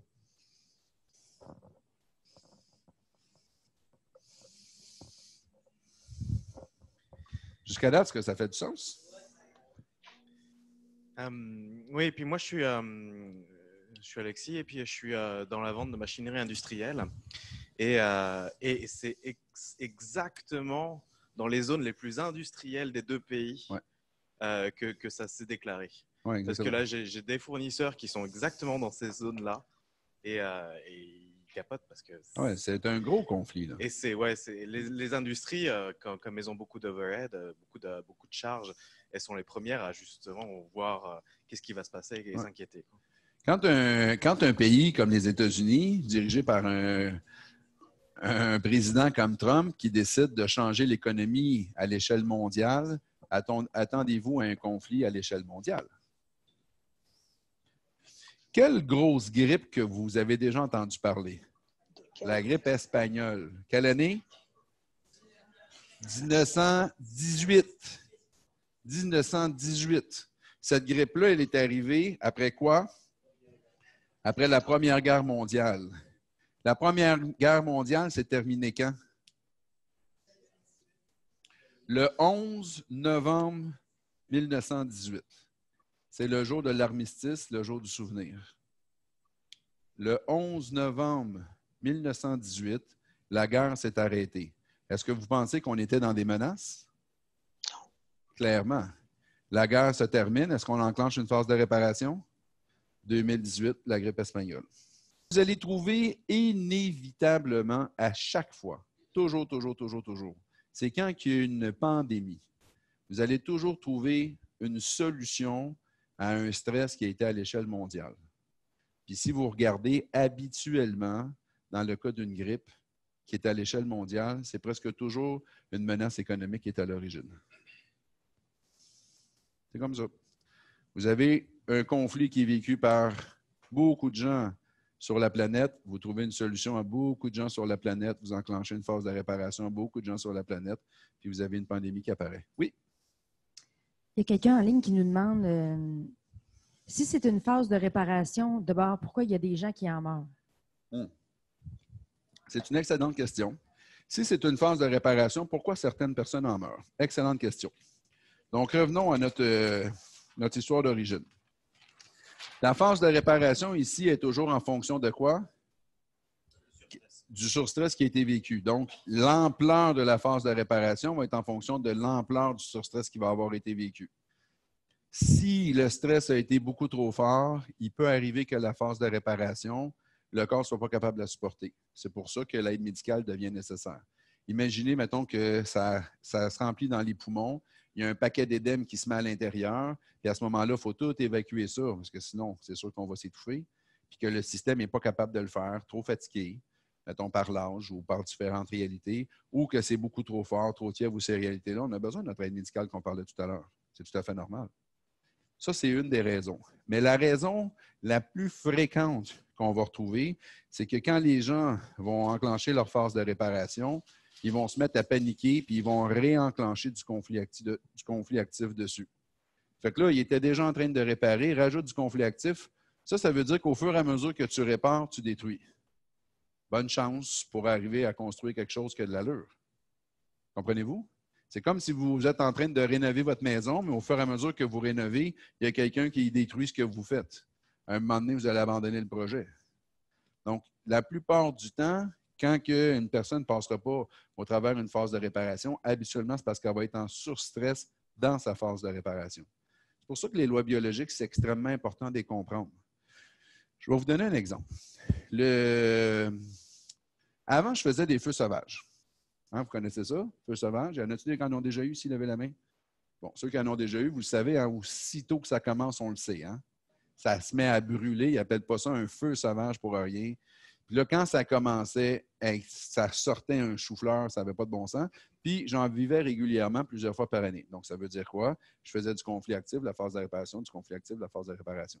Quand j'ai compris le mécanisme qui était à l'origine, parce qu'avant, je pensais que j'avais attrapé l'herpès buccale de je sais très bien qui, puis j'étais sûr que j'étais pris avec ça à vie.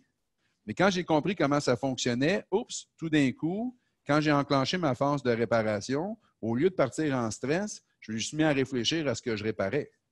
Quand je réalisais qu'est-ce que je réparais, qu'est-ce qui se produisait, la phase de réparation s'atténuait énormément. Puis quand ça commençait à chauffer, ça n'avait pas le temps de devenir en chou-fleur. Ça l'arrêtait tout de suite. Le pire qui pourrait arriver des fois, c'est une toute petite craque, un tout petit, rien de plus. Alors que vous savez qu'est-ce que ça peut avoir l'air, un gros chou-fleur. Pourquoi? Parce que je comprenais mes phases de réparation, je mettais mon système dans le optimal. Je ne partais pas en panique par rapport à ça. Quand, mettons, je fais une grippe, imaginez que j'ai vécu un stress à l'origine, de menaces. Bon, je vais vous en raconter une menace que j'ai vécue. Moi, dans mon domaine, la réalité, malheureusement, ce n'est pas nécessairement toujours facile de pratiquer avec le Collège des médecins. Hein, vous en avez peut-être une idée.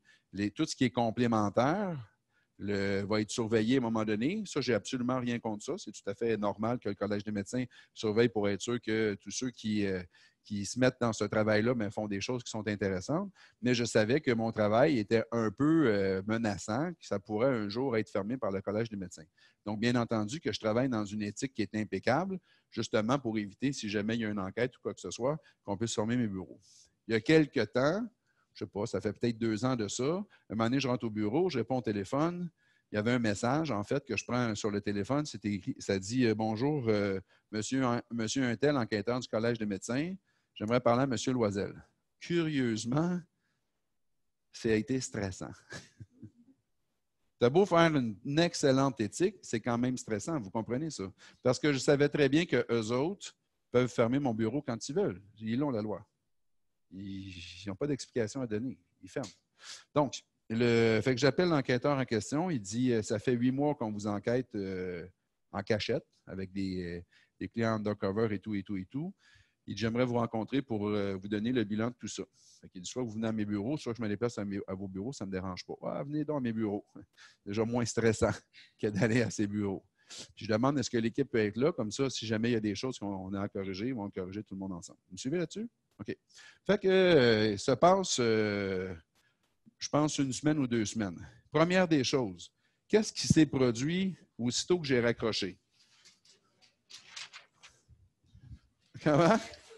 Comment tu as dit ça? Je respirais bien en tabarnouche. Mais en fait, en plus de ça, j'ai développé un autre symptôme qui est du conflit actif. Je me suis mis à tousser, un peu comme qui est arrivé, mais sans arrêt. Comme ça, tout le temps. D'un coup, je me toussais. Pourquoi? Ça, ici, en conflit actif, là, ce n'est plus une menace, c'est rendu du marquage de territoire. Ça veut dire que je veux te repousser de mon territoire. Si vous toussez d'en face à quelqu'un, soyez assuré qu'il va reculer. Si vous ne me croyez pas, vous pouvez l'essayer, là, mais surtout en ce moment, effectivement. Donc, mais on me demandait, oui, mais ça te stresse-tu, Stéphane? Ben non, ça ne me stresse pas. Pantoute, je sais que ma pratique est impeccable, mais je le voyais bien que j'avais un symptôme qui n'avait pas rapport. La dernière journée, celle où ce qui venait nous rencontrer, si vous m'aviez entendu tousser, là, je disais à ma blonde, c'est-tu assez clair que c'est ça le conflit? Vous comprenez? Bon, fait que menace dans le territoire, ça creuse les voies respiratoires, mais en plus, une contre-attaque, je veux le repousser, je me mets à tousser. Fait que finalement, l'enquêteur vient discuter avec nous autres, ils nous font le compte-rendu. Ça se passe très bien. 2 choses à corriger. 1, m'assurer que sur toutes les conditions que vous me posez des questions, que je m'assure que c'est toujours en parallèle avec un professionnel de la santé. Je le faisais systématiquement au début, mais quand j'étais rendu à la 5e question, des fois, j'oubliais. Fait que c'est de le faire systématiquement. Puis, 2e des choses à ajuster, je n'ai pas le droit de publier un résultat à 100%. La loi ne le permet pas, même si j'ai toutes les preuves. Mettons qu'Alexis vient, une maladie dite incurable, on travaille, solutionne sa réalité à 100%. On a tous les examens qui le démontrent. Toutes les preuves sont là. Je n'ai pas le droit de le publier. La loi ne me le permet pas. Fait qu'on est obligé. C'est pour ça qu'on a enlevé les témoignages sur le site. Il faut les adoucir. J'ai juste le droit de dire que ça l'a amélioré en parallèle avec la médecine. C'est là qu'est la loi en ce moment. Fait que là, en ce moment, on n'a pas le temps de faire ça. Fait qu'on vous les remettra quand on aura un peu plus de temps. Sûrement pas ces temps-ci, mais ça va venir. Donc, tout ça, ça se finit bien. Juste les 2 choses à réajuster. Il part. Donc, quand il part, d'après vous, est-ce que j'enclenche une phase de réparation? Bien sûr. Première des choses, j'arrête de tousser instantanément. Puis 2e des choses, j'enclenche une phase de réparation. Mais là, quand j'enclenche ma phase de réparation, moi, je le sais très bien que mon conflit, c'était qu'il ferme mon entreprise. Donc, je savais très bien que ça risquait de se rendre dans mes poumons puis de faire une pneumonie. Vous comprenez? Mais j'étais conscient de ça. Je m'allais faire un 10 km de raquette avec mes gars dans la fin de semaine. Je dis, ouais, c'est pas parfait. Si j'avais pu aller à l'hôpital et qu'il aurait pu me diagnostiquer tout de suite la pneumonie, j'aurais dit, donnez-moi les antibiotiques puis je serais parti. Ça ne m'aurait pas stressé. C'est comme ça que j'aurais vécu. Mais je ne pouvais pas y aller. Parce qu'il faut toujours bien qu'elle ait le temps de s'enclencher jusqu'à une pneumonie.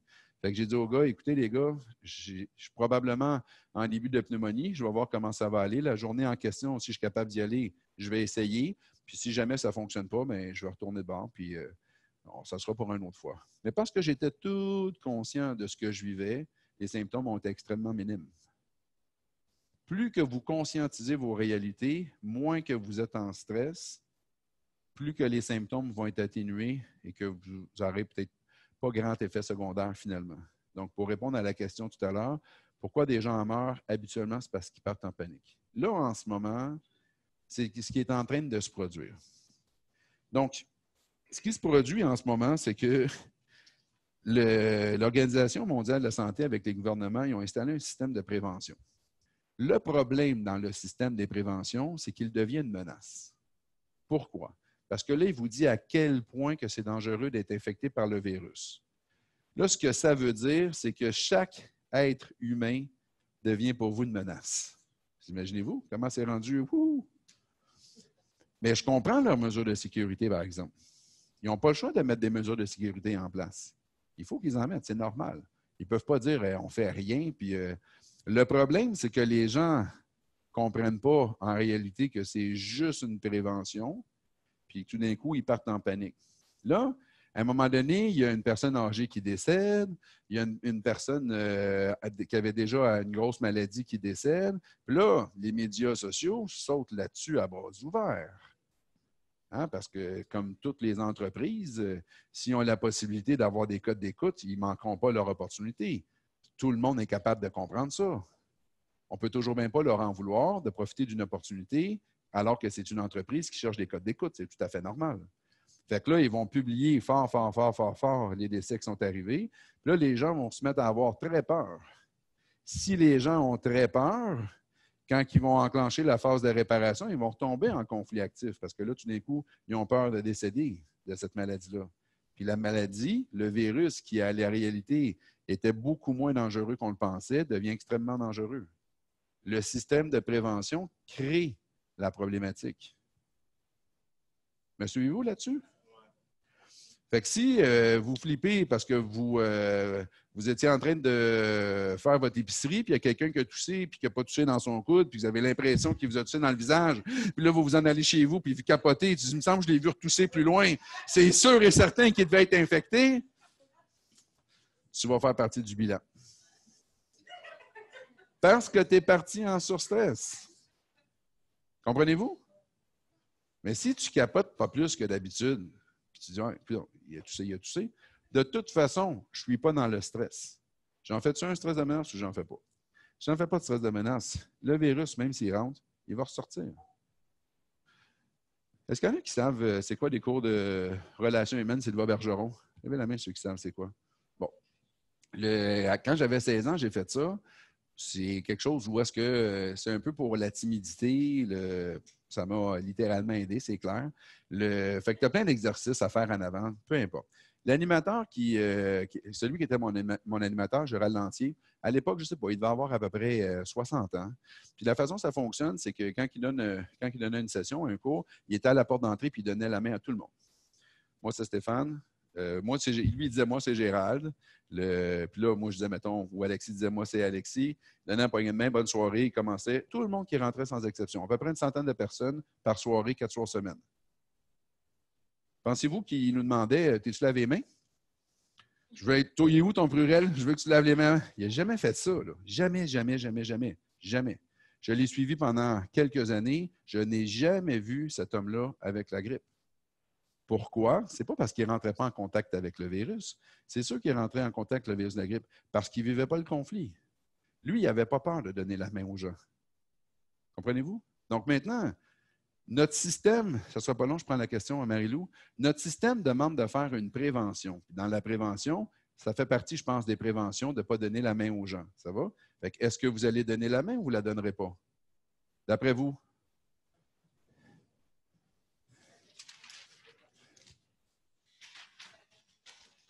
C'est-tu ou c'est et? C'est et. Fait que est-ce que vous respectez leurs consignes? Ben oui. Fait qu'ils demandent par prévention de ne pas donner la main, donnez pas la main. S'ils vous demandent par prévention de porter un casque, vous porterez un casque.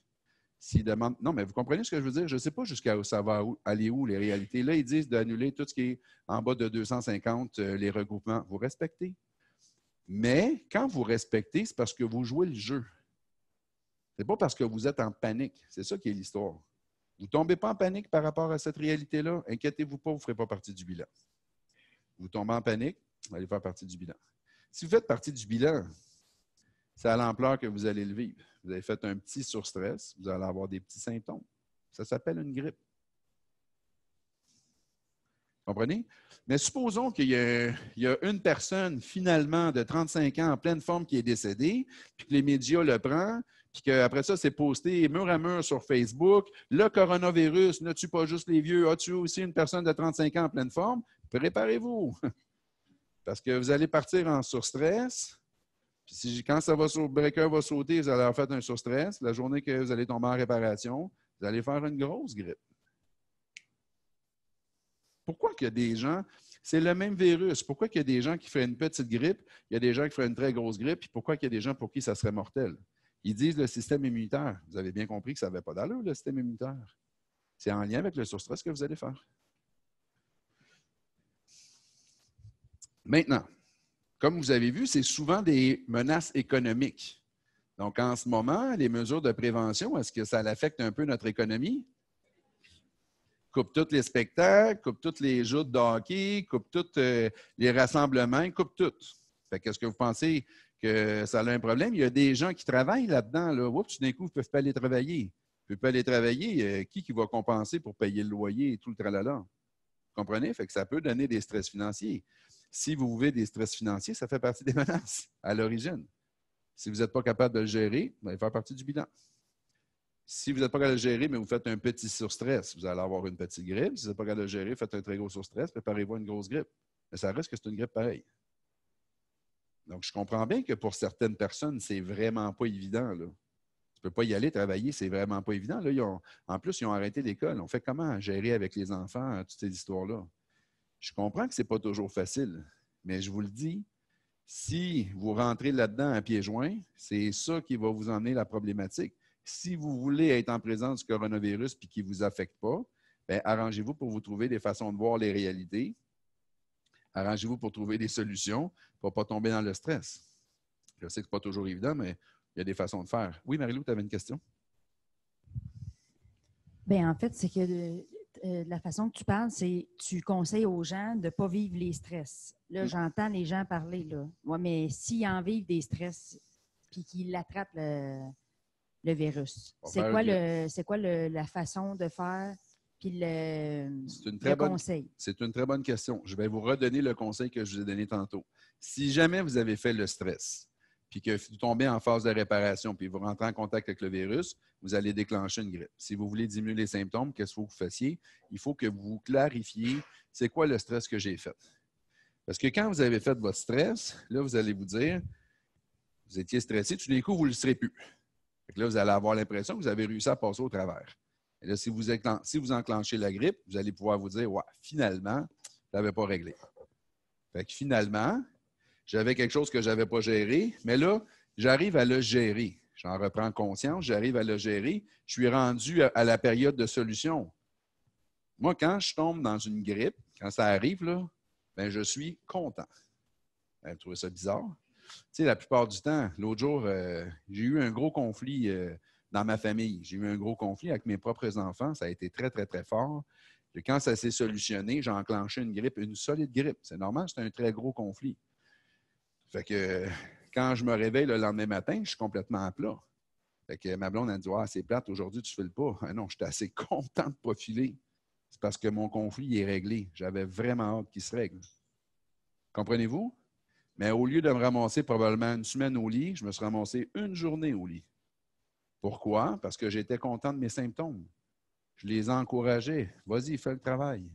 Au lieu de tomber en conflit. Si je tombe en conflit avec, je refais du conflit actif. Ça, c'est de faire 2 pas en avant, 1 pas en arrière. 2 pas en avant, 1 pas en arrière. Ça avance pas vite, hein? Puis à un moment donné, le corps, il tombe en surcharge pendant ce temps-là. Alors, faites pas de conflit. Tu es en train de réparer, je suis en train de réparer. C'est une solution. C'est la façon, si jamais vous attrapez la grippe, c'est la façon de diminuer le plus possible les symptômes. Définitivement que vous prenez les médicaments pareil, si vous aviez l'habitude de prendre des médicaments. Mais je vous le dis, au lieu d'en prendre pendant 16 jours, vous allez peut-être en prendre pendant 1 jour. Ma journée que je ne filais pas, pensez-vous que j'ai pris des médicaments? Ben oui. Je ne vais pas taper ce mal de tête-là inutilement. Avec toutes les douleurs musculaires qui allaient avec. prends un médicament, va te coucher, tu bois de l'eau, puis tu apprécies ce que tu viens de solutionner. Il faut que tu le trouves, ce que tu as solutionné, par exemple. Je rushais financièrement. Je pensais que je ne savais pas ce qui allait arriver avec mes paiements, je ne savais pas ce qui allait arriver avec ma maison, puis tout d'un coup, tout se répare. La journée que ça se répare, préparez-vous. Fort probablement que vous aviez fait un surstress. Si vous avez fait un surstress, vous avez déclenché la grippe. Mais si vous le réalisez et vous êtes content, des tout petits symptômes. Si vous voulez prévenir ça, si vous voyez que vous avez des difficultés à faire vos paiements de fin de mois, il faut que vous vous trouviez des solutions. Il faut que vous vous trouviez des façons de voir cette réalité-là pour ne pas paniquer. Donc, on pourra sûrement donner des exemples là, cet après-midi au travers des cas qu'on va travailler. Ça va pour la réponse, Marie-Lou? C'était-tu correct? Parfait. Oui? Bon, moi, ma question, c'est, tu parles de surstress. Ici, par exemple, là, il n'y a pas de coronavirus là, dans la lodière. Là, si je tombe en surstress, est-ce que je vais attraper le corona ou... Ça peut être le virus de la grippe. Non, ça pourrait être le virus de la grippe. Ça pourrait être l'influenza. Pour que ça se répande, là, il faut qu'on soit en contact avec les gens. Oui, habituellement. Okay. Mais des fois, comme je vous dis, des fois, le virus, il est latent. Il est en attente de travailler. Puis la journée qu'on a besoin de lui, il part au travail. Okay. Ça dépend des cas. Ça dépend des cas. Merci. Est-ce qu'il y avait d'autres questions? Il y avait une autre question ici, oui. C'est quoi la différence entre le coronavirus versus l'influenza qu'on appelle la grippe ordinaire? C'est parce que ça répond à un surstress différent? Oui, ça répond. C'est vrai que ça répond à des surstress différents. En fait, qu'est-ce qui se produit, c'est que la façon que le virus est constitué, il produit des messages qui sont différents. Donc, mettons le H1N1, ça correspond à une chaîne de protéines particulière. Si c'est le H1N3, c'est une chaîne de protéines différente. Vous comprenez? Donc, au lieu d'être des 2 par 4, c'est des 2 par 6, c'est des 2. Sauf que quand c'est disponible, on va prendre ce qu'on a de besoin. Mais mettons que vous voulez construire une maison, puis que vous voudriez la faire en 2 par 4, puis il n'y en a plus de 2 par 4, bien, si on vous offre des 2 par 3, vous allez prendre les 2 par 3. Comprenez-vous? Vous allez prendre ce qu'il y a de plus accessible. Fait que si le coronavirus n'est pas accessible, ce qui correspond au conflit précisément, bien, on va y aller avec l'influenza. Mais on n'ira pas avec un virus qui n'a pas du tout rapport avec cette chaîne de protéines-là. On va aller avec quelque chose qui va être très proche. Okay. C'est bon? OK, merci. Donc, Oui, OK. Je me demandais justement, tu parles de comment régler, quand justement on a des symptômes, comment faire en sorte que ça dure moins longtemps. Est-ce qu'on peut faire en sorte de jamais tomber en surstress? Ben oui. Parce que les événements existent. Mais, exactement. Okay. Si quand tu es face à un événement stressant, tu arrives à trouver tes solutions. Est-ce que vous connaissez Dany Beaulieu, la psychologue? Non, vous connaissez Dany Beaulieu? Donc, Dany, à un moment donné, il disait quelque chose en groupe que je trouvais assez intéressant. Je vais vous expliquer ça. On va juste reprendre de... Je vais retrouver mon équation. Je l'ai dessus. Elle est ici. Je crois qu'elle est ici. Oui, parfait. Donc, Dany Beaulieu, à un moment donné, expliquait que son mari, à chaque année, prenait des vacances aux îles de Madeleine.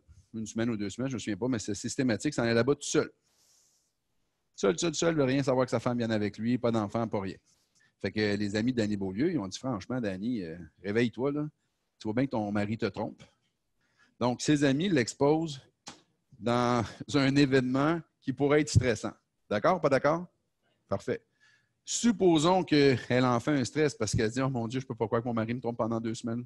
À chaque année, oh mon Dieu, je ne peux pas croire que mon mari... » Puis là, elle se met à chercher qui c'est que ça pourrait être. Puis qu'elle commence à fouiller sur Facebook, elle commence à fouiller dans ses courriels, puis qu'elle en fait un sur stress, elle va développer une problématique. Ça va? Dany, elle, ce qu'elle a dit à ses chums, elle dit « Moi, je trouve que c'est vous autres qui êtes niaiseuses. » Et on dit pourquoi? Parce qu'elle a dit, si jamais mon chum me trompe avec une autre femme, je la plains l'autre femme. Fait qu'ils disent pourquoi? Parce qu'elle l'a juste 2 semaines par année. Puis moi, je l'ai 50 semaines par année top shape. Pas toujours évident à intégrer, mais si vous arrivez à l'intégrer, il n'y en a pas de problématique qui va apparaître. Parce que vous le voyez dans un angle qui vous amène des solutions.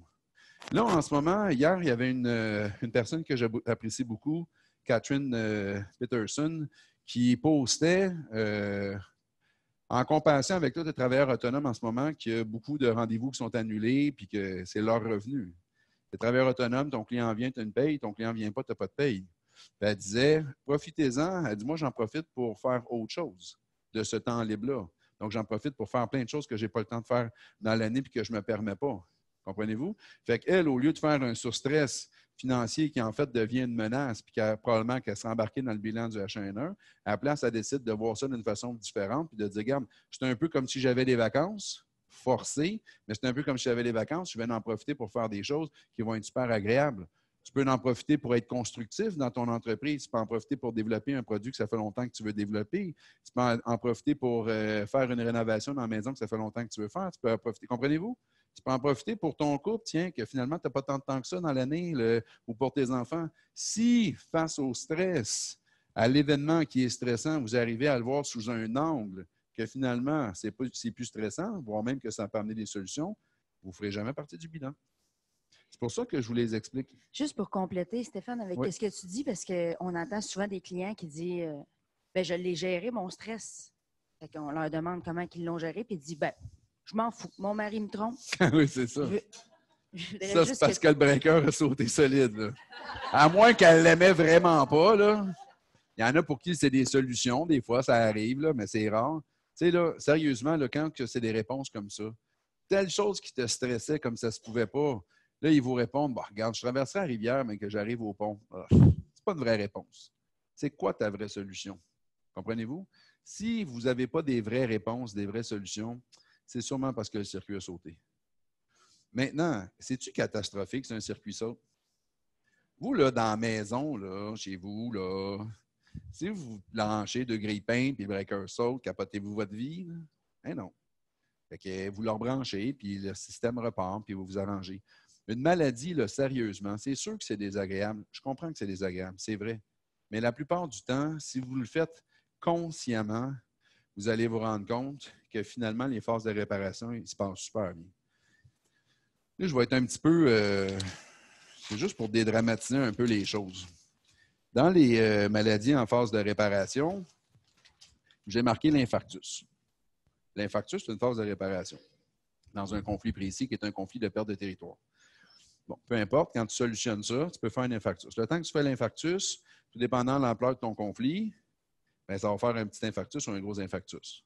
Rien à voir avec les artères bouchées ou pas bouchées. Là. By the way, il y a des gens qui font des infarctus et qui n'ont pas l'artère bouchée. Puis il y a des gens qui étaient bouchés comme ça ne se pouvait pas.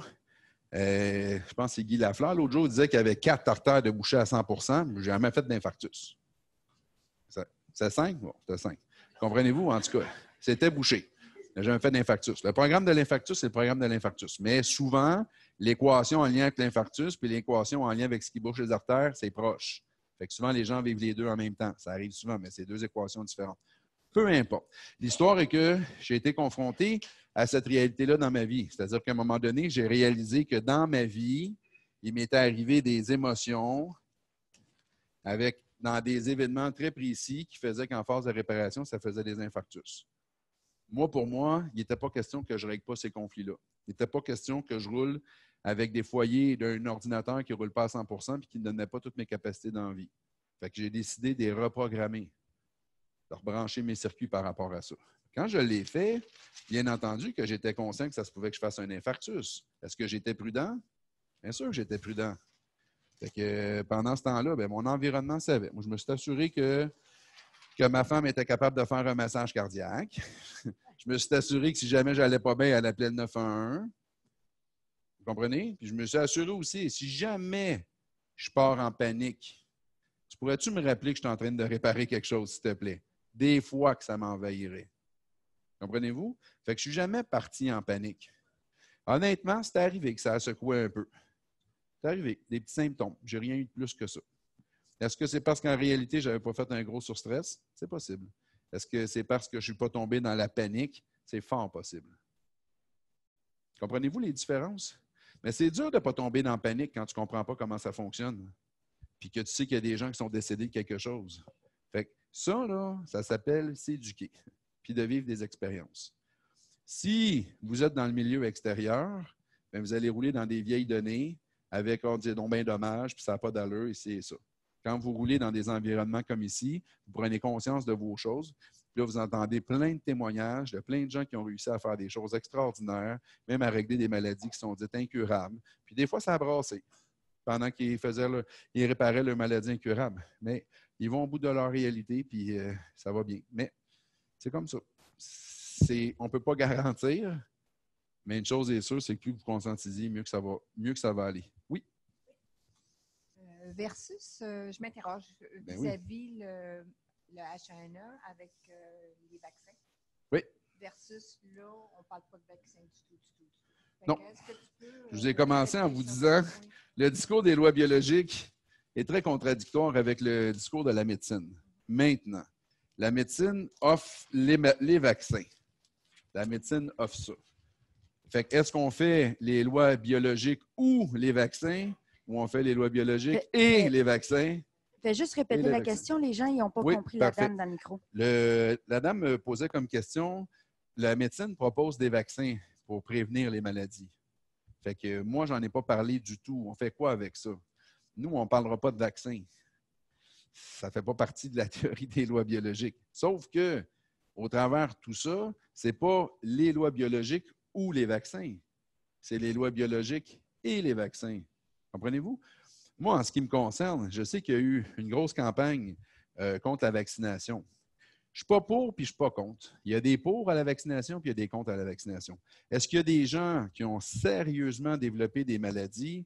Je pense que c'est rendu très clair, même s'ils disent que non. Sauf que ça reste que c'est des minorités de chez les minorités.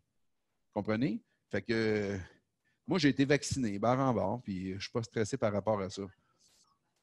Non, c'est ça. Mais là, rendu là, vous comprenez que moi, je ne peux pas vous dire un ou l'autre. Je ne ferai jamais ça. C'est un et l'autre.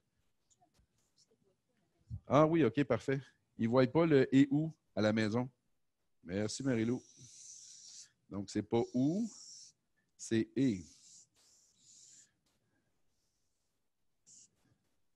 Il y a des gens qui n'ont jamais fait vacciner leur enfant, puis qui ne se sont jamais fait vacciner, puis qui sont en pleine santé. Il y a des gens qui ne se sont pas fait vacciner, puis qui sont tombés malades. Il y a des gens qui se sont fait vacciner, puis ça a été super bien, genre ils n'ont pas eu de grippe. Puis il y a des gens qui ont eu des vaccins, puis ont développé la grippe pareil. Après, qu'est-ce que vous voulez faire quand tu regardes ce bilan-là? Tu te dis, écoute, vas-y sur ce que tu as le goût. Mais je te suggère fortement de vérifier ce que tu vis de stressant. Tu ne veux pas vivre de menaces, tu ne veux pas faire de grippe, vis pas de menaces. Quand est-ce que les menaces, les chicanes sont les plus, vous pensez à leur pic? Noël. Parce qu'à Noël, on se voit tout, hein? Le beau-frère que toute l'année, tu étais bien content de ne pas voir, tu te le tapes cette journée-là, puis tu comprends, là? Puis celui qui va encore chialer sur son cadeau que tu lui donnes, que tu ne peux plus, puis l'autre, le mononcle qui a les mains trop longues, puis que... Mais il y en a beaucoup qui le vivent à l'inverse. Oui, il y en a qui ne se voient pas de l'année puis qui vivent ça comme... Oui, exactement. C'est très bien ce qu'elle dit. C'est pour ça qu'il y a beaucoup de grippe, parce qu'il y a beaucoup de gens qui réparent dans le temps des fêtes. Comprenez-vous? L'inverse peut être vécu aussi. Des gens qui sont séparés durant l'année, qui vivent la menace d'être séparés puis de ne pas se voir, puis quand ils se voient dans le temps des fêtes, ça devient la solution. Eux autres, ils vont commencer Noël avec la grippe. Les autres, ils vont sortir de Noël avec la grippe. C'est ça la différence. Fait qu'à cette heure que vous le savez, si jamais vous avez un membre de la famille qui commence la grippe après, vous vous poserez des questions s'il aimait ça venir chez vous ou pas. Puis si jamais il rentre chez vous et il commence une grippe, tu lui diras « Je suis tellement content de savoir que tu avais hâte de me voir comme ça. » C'est la biologie qui nous parle. Mais sérieusement, si vous apprenez à écouter la biologie, vous allez voir, la biologie ne peut pas mentir. Comprenez? Ouais. Ça répond à votre question? OK. Donc, il y a encore quelqu'un qui demande... Oui, certain, allez-y. La personne dit, moi, j'ai été beaucoup stressée avec le coronavirus, puis maintenant que j'entends la conférence d'aujourd'hui, je suis vraiment moins stressée. Est-ce que je vais tomber malade quand même? Est-ce que je peux m'en sortir sans problème? Oui. Donc, je pense que le stress est toujours là dans son cas. Non, mais en fait, ce qui se produit, c'est que la seule chose qui va nous le déterminer, c'est quand on va être rendu à la fin de cette histoire-là. Quand on va être rendu à la fin de cette histoire-là, on va savoir si cette personne-là, finalement, a fait un surstress ou pas. Mais ce qui est sûr, c'est que si jamais elle a fait un surstress, avec ce qu'elle entend aujourd'hui, si jamais elle va développer une grippe plus tard, mais elle va avoir juste des petits symptômes. Il y en a plein que c'est des minimes symptômes. Hein? Est-ce que ça fait du sens? Donc, supposons que tout à l'heure, je ne sais pas, moi, il y a quelqu'un qui tousse comme ça se peut pas, puis qui veut me donner la main. D'après vous, sérieusement, je suis sérieux là, dans ce que je vous dis, d'après vous, est-ce que je vais lui donner la main ou pas? Non. Pourquoi je ne lui donnerai pas? Parce que c'est « et ». Je suis toutes les consignes. Comprenez? Mais est-ce que j'aurais peur de lui donner? Je vous assure que non. Parce que je ne le fais pas, cette menace-là. Là, après, c'est à vous d'embarquer ou pas. Marie-Lou, tu peux-tu mettre la vidéo des carrosses? C'est sûr que vous l'avez probablement déjà vue, là, mais je vais la mettre pour ceux qui ne l'ont pas vue. Là. Je peux t'assurer qu'elle, elle va faire toute une grippe. Je vous le dis. Là. Ça va être une solide. Comment? Non, c'est pas avec la bière. C'est c'est pour rentrer dans le Costco. Donc, si Madame,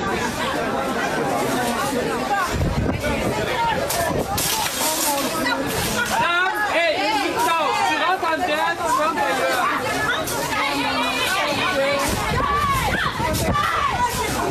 Hey, t'es en train de bloquer le monde! Il y a la faute à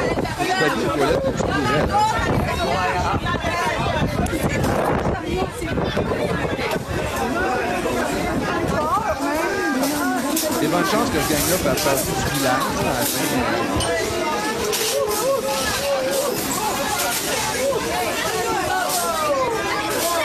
Ah non, c'est pas un fait.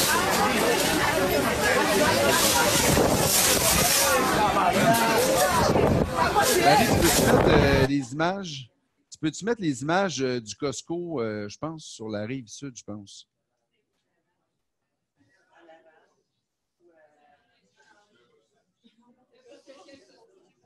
Oui, en fait, c'est n'importe quel Costco. Checkez, regardez bien les tablettes et les frigidaires. Tu peux les tourner? Sacrifice. Hey, tu sais, sérieusement, à chaque fois que vous allez là, c'est plein, là. Ah! Il en restait un. Vite, on y va. Bon. Qu'est-ce qui se produit avec les gens qui sont là? Il y a deux possibilités. Soit qu'ils sont en panique bien raide, puis que le breaker a sauté, le circuit a sauté, puis qu'ils vont faire partie du bilan. Ou soit qu'ils ont dit, bon, regarde, pour ne pas être sûr que je ne vivrai pas de surstress, je vais aller m'apprivoisonner. Je vais aller chercher mes provisions. Puis peut-être qu'il n'a jamais fait de surstress. Vous comprenez? Ce n'est pas parce qu'il est allé que ça veut dire qu'il est en train de faire un surstress. Ce n'est pas parce que vous n'y allez pas que vous ne ferez pas de surstress. Parce que si on tombe en pénurie, peut-être que vous allez en faire un. Allez-vous être capable de le gérer ou vous ne serez pas capable de le gérer? Moi, je vous le dis, j'ai opté pour le bidet. Ça règle tout le problème. Non, mais c'est à vous à vérifier votre histoire. Maintenant, vous savez quoi? Dans ma vie tous les jours, moi, ça fait 15 ans que je vis dans ces réalités-là. Dans ces réalités-là, bien, il m'est arrivé plein d'événements dans ma vie où ce que je savais très bien que probablement que je n'arrivais pas à trouver des solutions pour ces réalités-là. Puis des fois, parce que la vie ne me le permettait pas. Quand la vie ne me le permet pas, bien, je fais coudonc. Si tu veux, le circuit va sauter. C'est au-delà de mes capacités. Si vous voulez que je fasse. Je ne peux pas. Fait que le circuit va sauter. Bien, c'est ça. Puis quand je trouverai une solution, bien, j'enclencherai la phase de réparation qui va avec. C'est la même affaire que si à un moment donné, vous embarquez sur le crédit. Des fois, ça se peut que vous embarquez sur le crédit. La période est difficile, vous dites j'embarque sur le crédit. Oui, mais ça va falloir que tu payes des intérêts. C'est plate cet argent-là, à part comme ça. Hein? Tu n'as rien eu pour. Tu as juste payé plus. C'est des intérêts. Mais il y a des fois où tu n'as pas le choix, mais quand tu n'as pas le choix, tu payes tes intérêts et tu dis bon, j'ai toujours bien eu la chance d'avoir du crédit. Vous comprenez? Et quand tu fais une phase de réparation, bien, tu es toujours bien en train de faire une phase de réparation. C'est toujours bien parce que tu as solutionné quelque chose dans ta vie. C'est toujours bien une bonne nouvelle à la base. Puis si vous avez besoin d'aide médicale, bien, vous allez chercher l'aide médicale pour cette phase de réparation-là. Ça se finit là.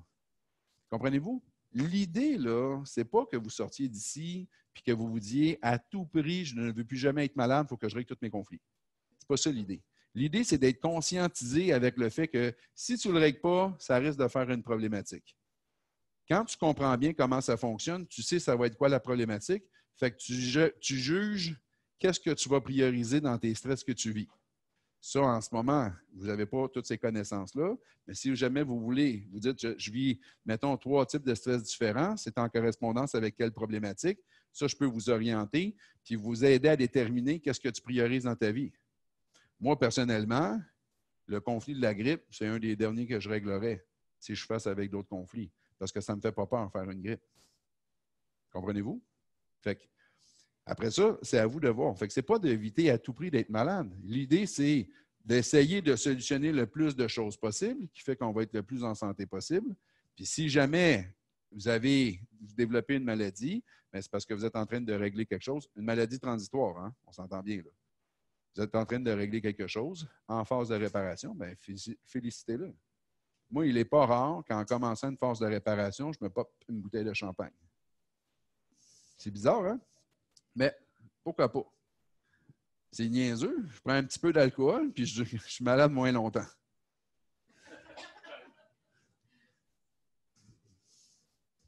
Chacun ses solutions.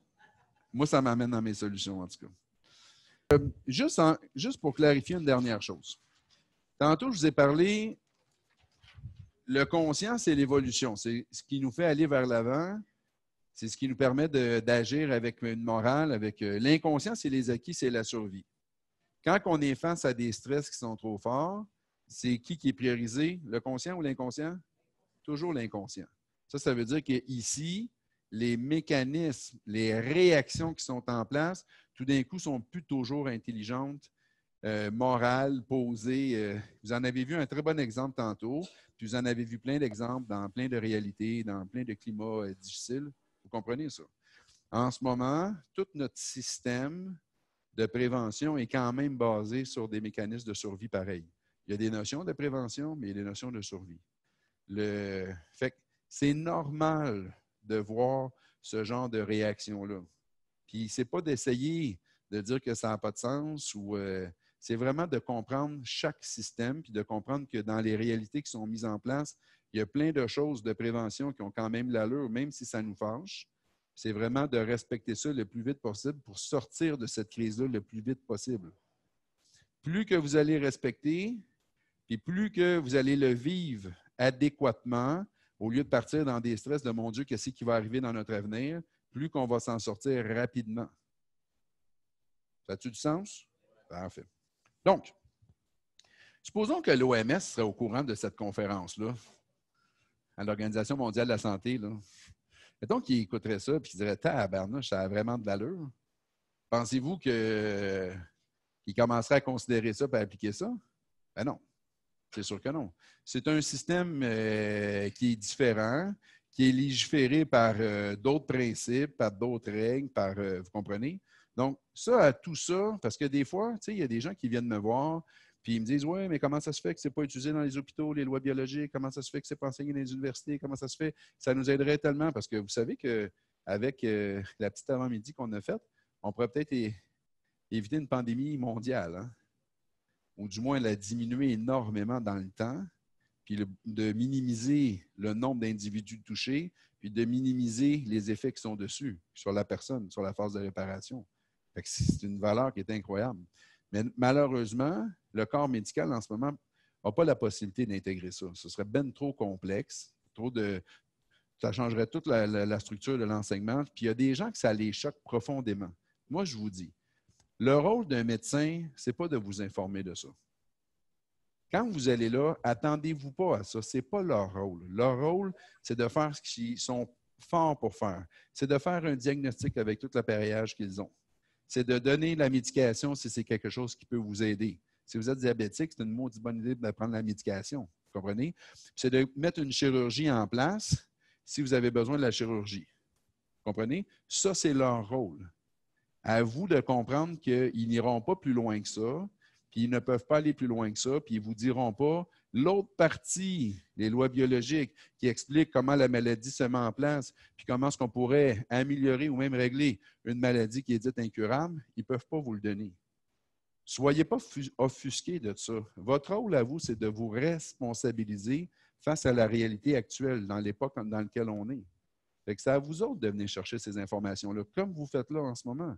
C'est à vous autres d'éduquer votre environnement pour dire il existe autre chose qui est complémentaire. C'est du « et ». Mais avec le complémentaire, on va chercher des résultats qui sont totalement différents. Puis après la pause, je vais pouvoir vous démontrer avec des cas live, puis peut-être même qu'il y a des gens qui font des témoignages, on verra, mais on a plein d'exemples de cas de réussite extraordinaire avec ces compléments-là. Mais c'est à vous autres à vous responsabiliser. Donc, juste quand même vous dire qu'on est un centre de formation, on donne ces formations-là. Tout le contenu est déposé sur le web. Si jamais c'est des choses qui vous intéressent, vous voulez aller plus loin, vous voulez en comprendre plus, vous voulez plus être en contact avec nous. Moi, je me branche avec tous les gens qui sont sur le web à chaque 2 semaines pour répondre à toutes leurs questions. Notre but, c'est de vous éduquer aux lois biologiques pour que vous ayez le plus de santé possible.